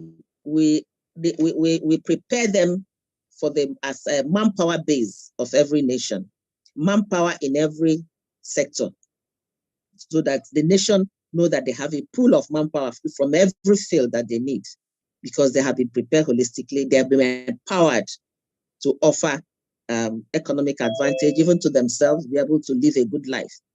Now, another disadvantage is that it is time consuming and it is potentially expensive. You can imagine when you give individual attention to each child and their needs, it's time consuming. That's probably why we can't apply it in a classroom where there are many children. It needs few, the environment has to be conducive and all that. So there's a tendency that even applying, you need money, you need to take children out and all that. Then another disadvantage is that it may not fit into the traditional school curriculum. The traditional school curriculum, at times, if you want to apply holistic, it will be difficult. So you just have to change your style. That means we must have a holistic education curriculum, both the content and the approach to the teaching. It's a whole new page. That is the current thing now. That is the current thing, because we need to prepare, empower the students, empower pupils to contribute meaningfully, significantly to the world, to themselves, and be very, very happy individuals. Then we also have parents, the part of parents, so that the parents may disagree using it. And some parents may even be difficult getting them out to play along, like I've said before. So it only takes patience. So some of these advantages and disadvantages could apply, but the disadvantages we could find a way to circumvent. But on the whole, in a summary, empowering ourselves, empowering self, that is a student, a teacher, whoever, empowering self-empowerment is best done when the education is holistic, because it has its advantages, although it has its disadvantages. And we must bring ourselves up to apply this, to use this type. It may be difficult. There's nothing in life that is good that is easy. Nothing good comes easy, but it will reduce the problem we have in any part of the world. And I like to close by saying my quote for education, and it's usually in my email below. Educate the child the way you will want yours to be educated. I will want mine to be educated holistically. Please, I will educate others holistically.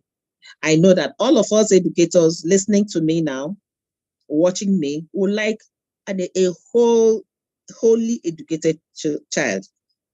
So if you want that, wherever you are as an educator, please adopt or adapt, whichever one is convenient for you, the holistic approach in empowering the students to face the 21st century life, to be able to be useful to themselves, to their communities, to the nation, and to the entire world, because you don't know where the child will find himself or herself internationally connected. Thank you, everybody. Thank you, moderator. I appreciate this time listening to me, to share my thoughts, and I thank IDY once again. Thank you, everybody, as you watch. I'm very happy. Thank you. Thanks a lot. Most welcome, my lovely sister. It's yours. No thanks between us. You are at your place, at your platform. So let's congratulate and acknowledge you for doing a great lecture. Really, you added a lot to our knowledge. You touched many vital and sensitive points. You talked about skills and self-improvement. Using different skills. Really, I appreciate you added a lot. And now it's the floor of our attendees. Let's start the open discussion. Thanks a lot, Prof. Ambassador Mehrin. Thanks a lot, Prof. Ambassador Ushi. And now it's the time of discussion. Please collaborate us.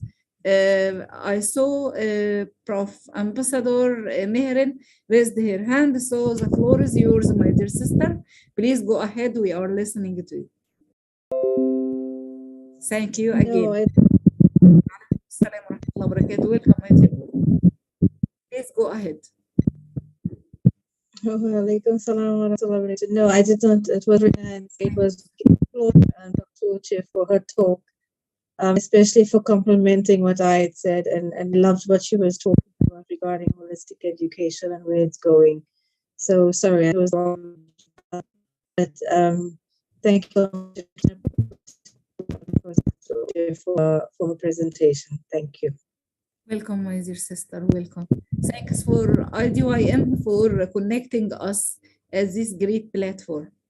Any one of our respected colleagues wanted to participate us in the discussion?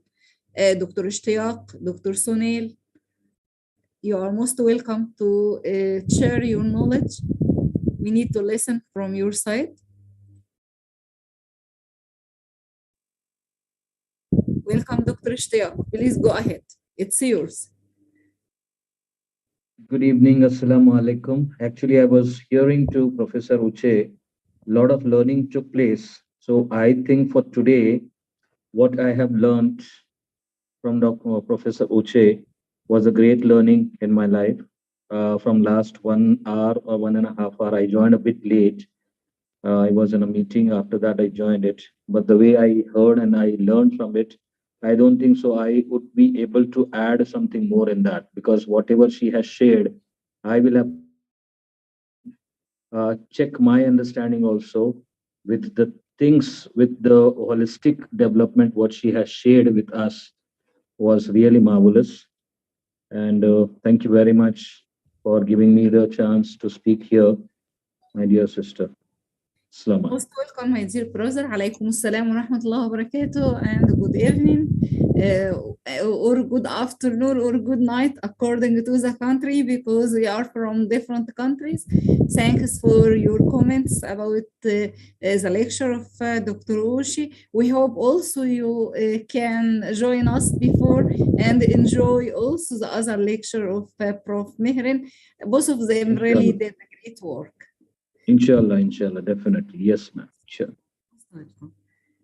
And now, Dr. Sunil, do you want to add a comment or to discuss Asal? Hello? Welcome, Dr. Sunil.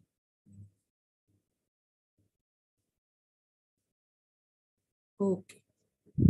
Maybe internet issue or something like this. So, Can I, if there's nobody speaking, can I use the opportunity to share some of the pictures I have? Sure, my dear sister, it's yours. Please go ahead.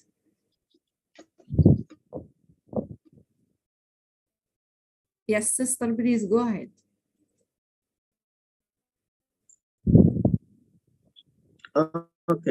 Okay, thank you. To drive home of the things that I was saying, if you look at, let me get,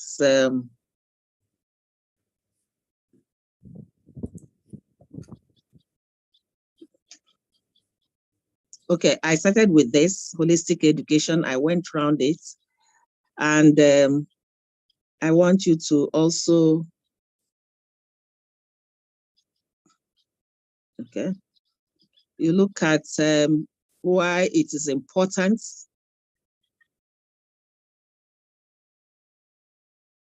that you have holistic education. You see hands-on, the green one gives hands-on.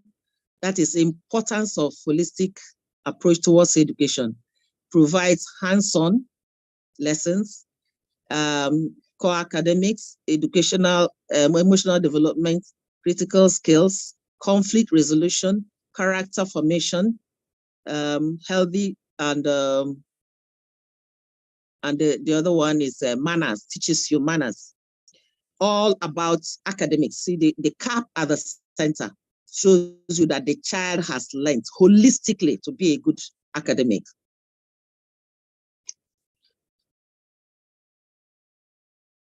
Now we have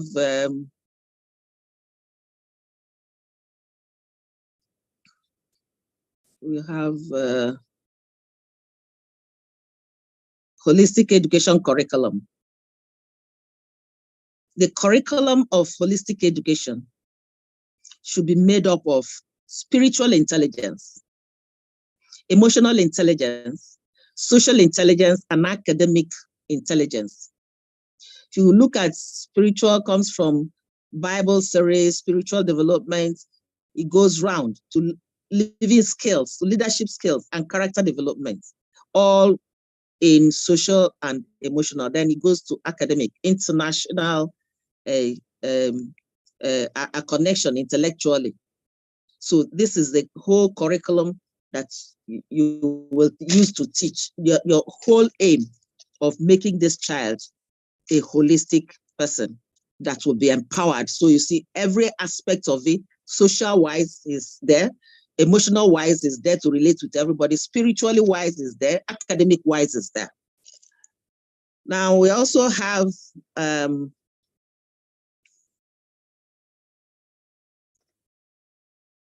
okay, we also have Maslow. I mentioned Maslow. In the care, one of the things to teach the child, the Maslow's hierarchy of needs.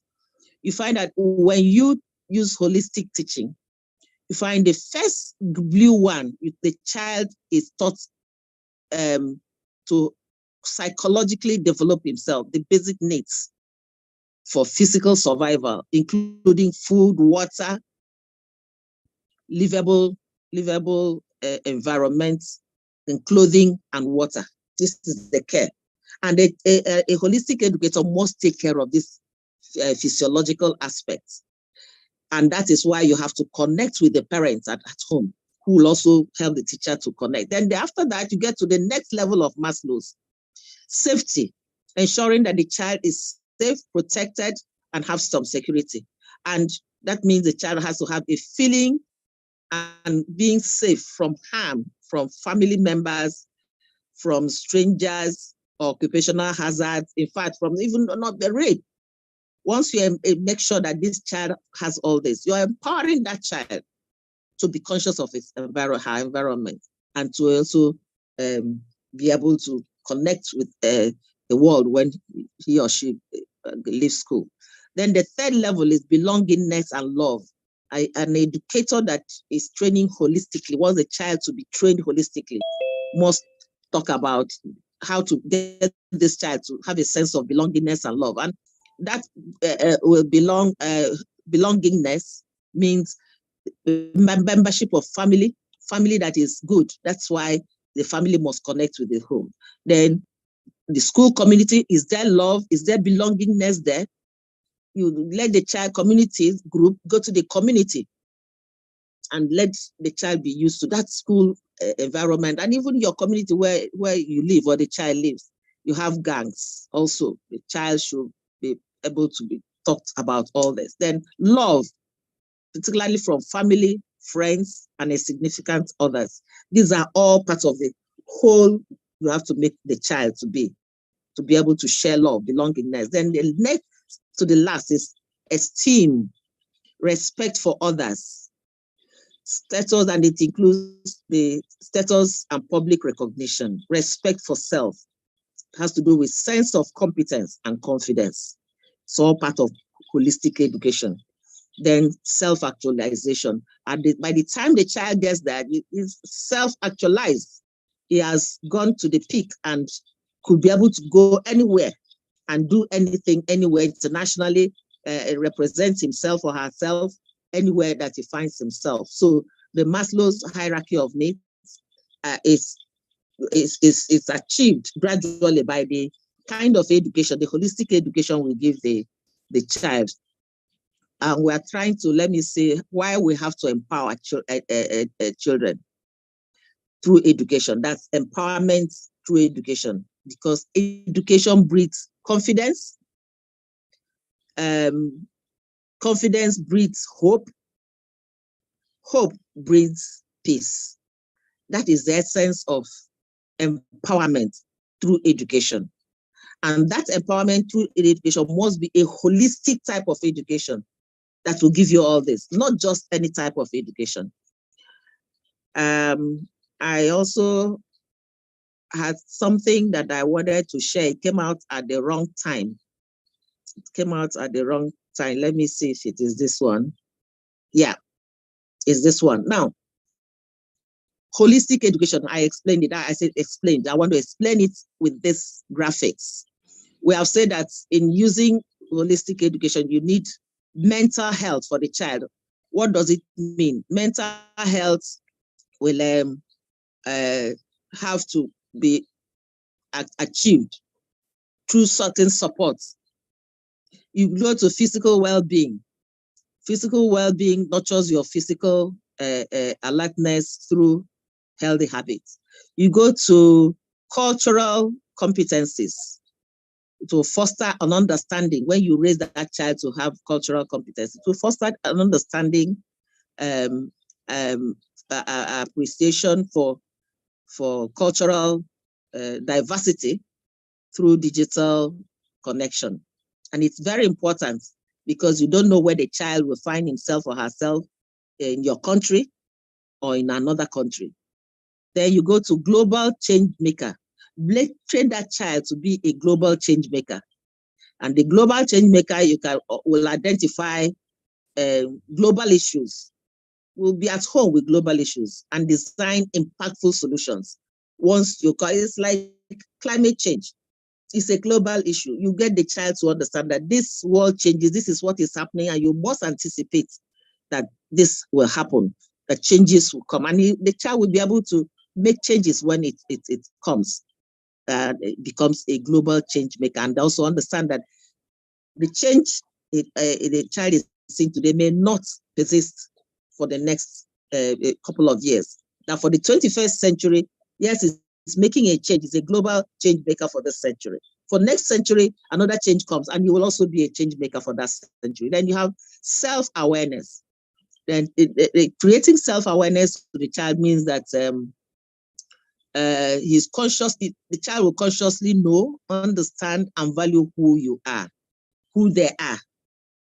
That is what will give the child a lot of confidence, self-awareness, self-confidence by letting the child do all this. Then you have contemplative practices. Contemplative practices has to do with the child understanding how to incorporate mindfulness strategies into his or her daily life. How do I contemplate what will happen? What are the practices that you're being conscious, being mindful of what is going to happen or what is happening around you, being conscious of environment. Then social skills. Why do we have to incorporate social skills? It will foster healthy relationships, learn valuable conflict resolutions, and effective communication skills. That is what social skills will do.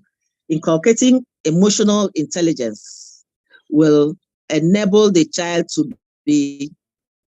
implement coping strategies and express capacity building, emotional building, intelligence, able to, care and, know that things are not just within him, things can be also to the other. So you show emotion and be able to control yourself. So these are the world's holistic education model to transform the classroom. Why you must transform the classroom to the child to learn. Now you see somebody's head. All these things are the things we have to train the child in. That is why the head is harboring all this. Holistic education has to be taught self-awareness.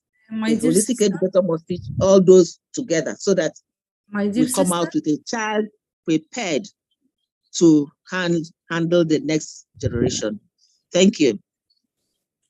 Welcome, my dear sister. Just I wanted to say that Prof. Mahreen wanted to leave because she has another meeting. Just we need to greet her and to thank her. Then you can continue. I am so sorry for interrupting you, but I'm done. I'm done. I'm done. I'm done, man. I don't think you should have interrupted me. You should have just left so that I conclude. Thank you. But I wanted it's always when you interrupt, you distort the person's line of thought. And her living, she can live without interruption. She has said all that she needs to say. And it's not that important that she's living that to interrupt what I'm saying. The world is watching us. So you didn't have to interrupt me. But I'm done anyway, so go ahead and let her go. Thank you. Just we wanted to greet her. Thank you, Prof. Mihren.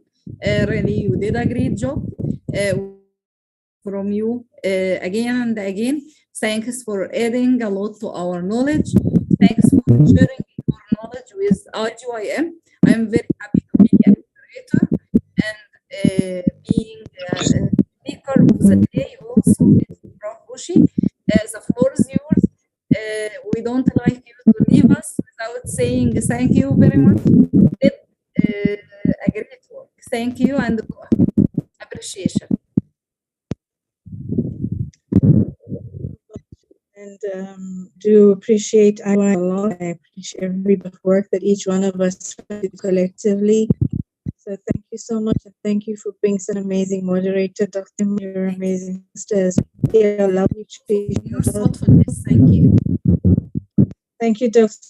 I also learned a lot from you today, and I will take it in my future workshops as well. So thank you so much to everybody.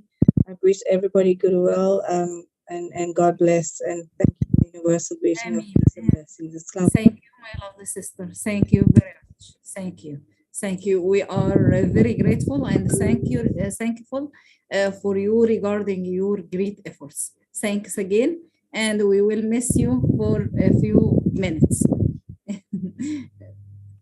Thank you very much for a lovely session, wonderful session. Thanks a lot. Thank you. This is from India. because It's your thoughtfulness. 11 o'clock night. Thank you. It's Thank 11 o'clock in India. you. Oh, sorry. Sorry. Now, Prof. Ushi, if you wanted to add anything, the floor is yours. Sorry for again for interrupting you. Just we wanted to say thank you, Prof. Mehren, and Prof. Ushi. You are most welcome to continue.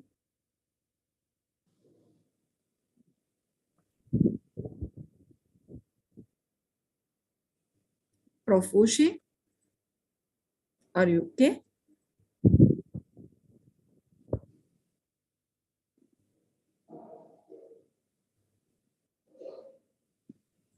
Maybe she has any problem in network. So it's okay, fine. We have a lot from her knowledge. Also, we have a lot from the knowledge of Prof. Mehreen. So thank you very much for all respected speakers and all colleagues. Dr. Patricia, we didn't listen from your side. Dr. Sonel, please, we need to hear your sounds. It will be a Hello. source of honor to hear from you. Welcome, my lovely Hello. sister. Welcome. Hello, how are you? Thank you so much. I was just listening to the great speakers talking about holistic education, of which we are looking at the totality or the whole. We are educating the child as a whole. We are not basing on academic development only. We are also looking at the social aspect, the emotional aspect. We are looking at the physical. We are also looking at the creative side of education. Just like just like to give an example of the school that I belong to, we do not only look at the academic side of learning. And like what Prof. Uche was talking about in terms of holistic education, that we look at, yes, the core academics, the subjects that we do in the classrooms, we integrate them. If you teach a topic in mathematics, you can integrate it in they can sing songs, they can draw in art, they can make instruments. So we are integrating subjects. Then also on that aspect, we are also teaching practical aspects, like if they are making instruments, that's a hands-on experience. And then by then also she talked about critical thinking. Whatever they are doing, making practical things in the classroom, that's critical thinking. Like we are doing projects right now about no plastic. They are plastic warriors. They think of things that they would like to do so that we save the planet Earth.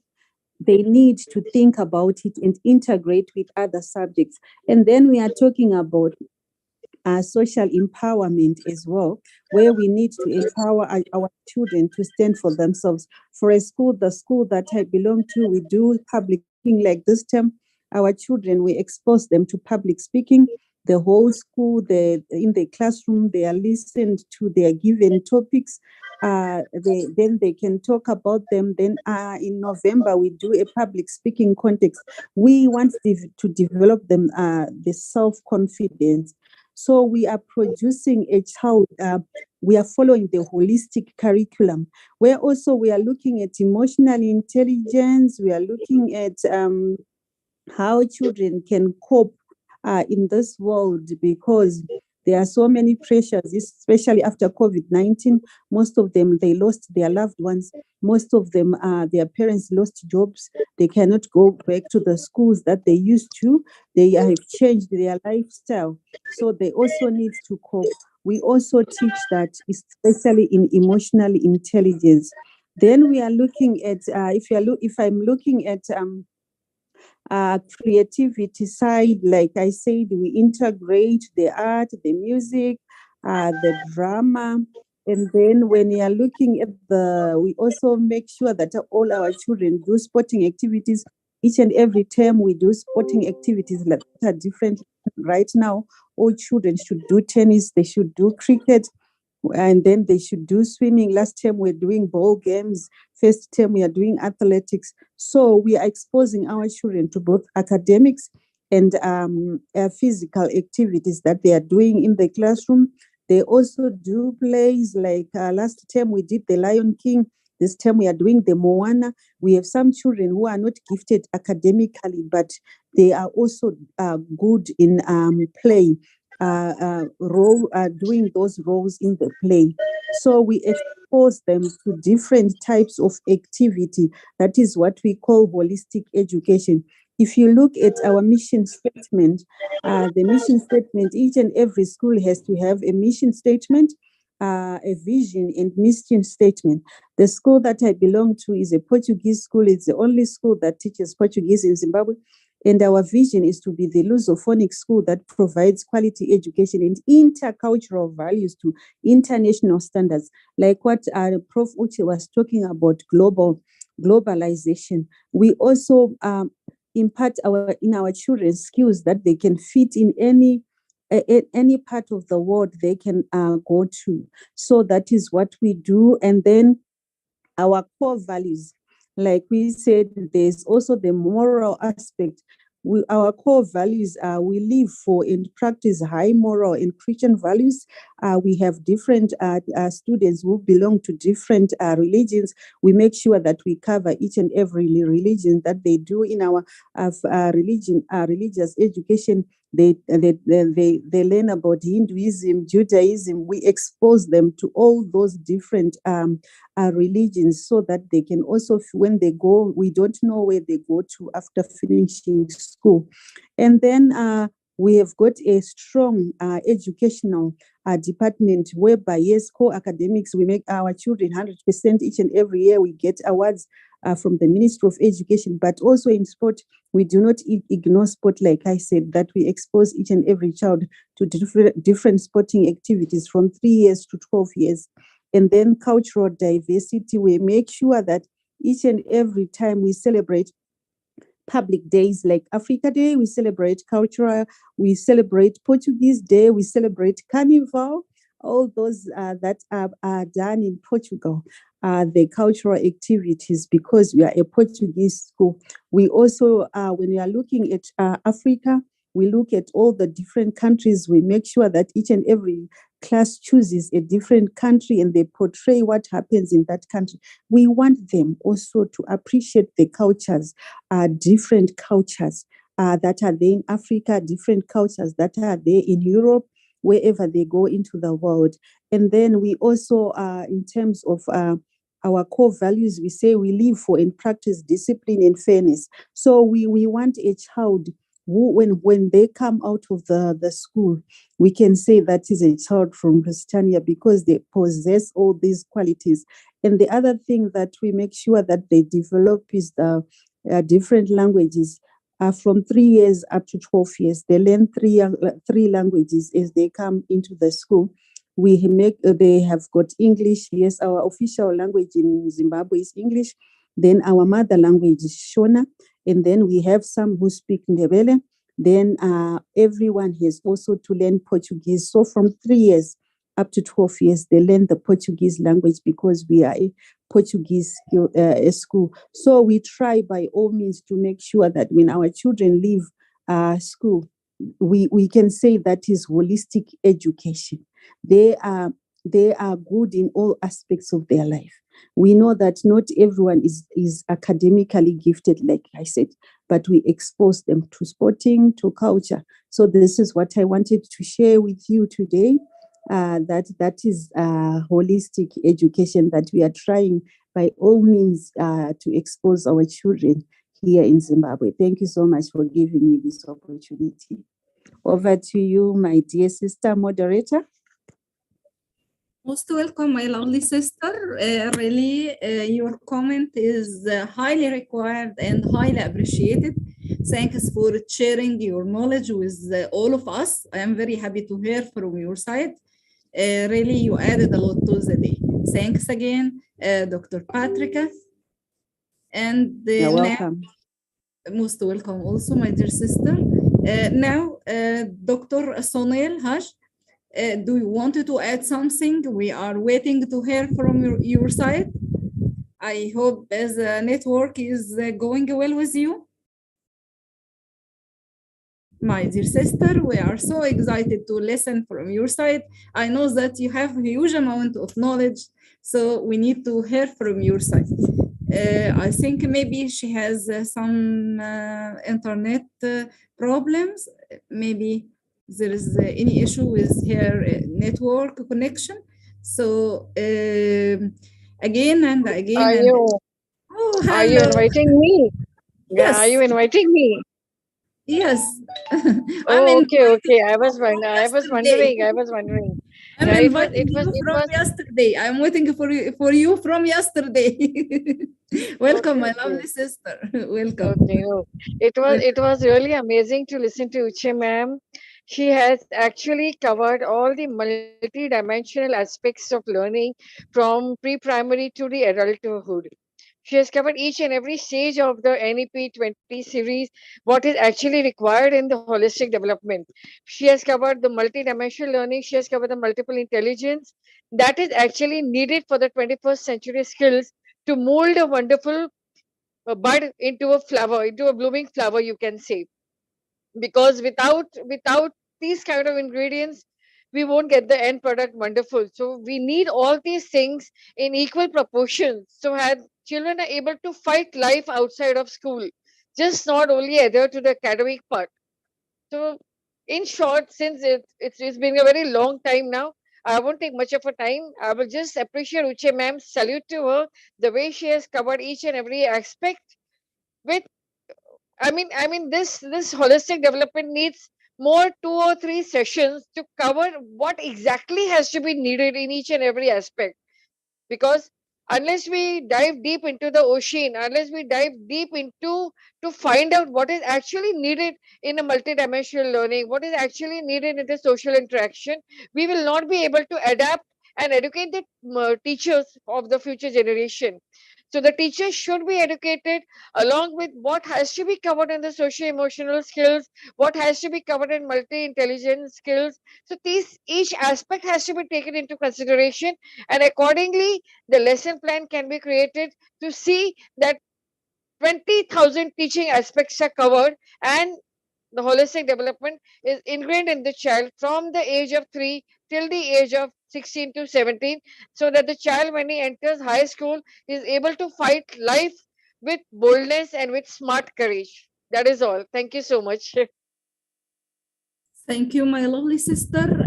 Really, also, as I said before, you added a lot to our knowledge. So, for this reason, I am waiting for you from tomorrow, from yesterday. Thank you so much. I really appreciate. Thank you so much. Most welcome, my dear sister. Just I am kidding with you when I am saying yesterday to show my to show and express my appreciation to your words. I'm very happy to hear from your side. Dr. Patricia, also, I am very happy to hear from your side. Before ending the meeting, however, no one can end such a lovely meeting. We need to send all great messages of thankful and appreciation. We are very grateful and thankful to IDYM for allowing us to share knowledge and to hear from others. Really, no one can listen or hear only his or her sound. So one sound is not enough.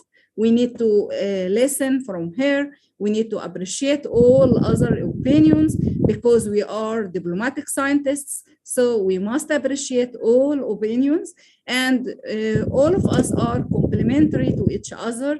Really, the discussion added a lot to the value of the day. Thanks again, Dr. Sonel, and thanks again, Dr. Patricia, and also thanks to our absent speakers now because the time is very long. Thanks Prof. Ushi for her lecture, and also thanks Prof. Ambassador Mehren. Really, she showed that she is ambassador of science and ambassador of education. Personally, I am appreciating her also too much because she is a decent scientist. So hats off to you, Prof. Ambassador Mehren, because you added a lot to our knowledge. Thanks a lot to Prof. Ushi for your lecture. Thanks for about 3 hours of sharing knowledge. Thanks for IDYM. However, I know that time in India is too late, but they don't like to interrupt anyone. They gave us the floor to hear from all speakers who wanted to add a knowledge. Thanks a lot, IDYM. Thanks, Dr. Ravi. Thanks, Miss Donel Asmi. Thanks all the teamwork behind the camera, and Jai Hind, and stick to motivate yourself, to educate yourself.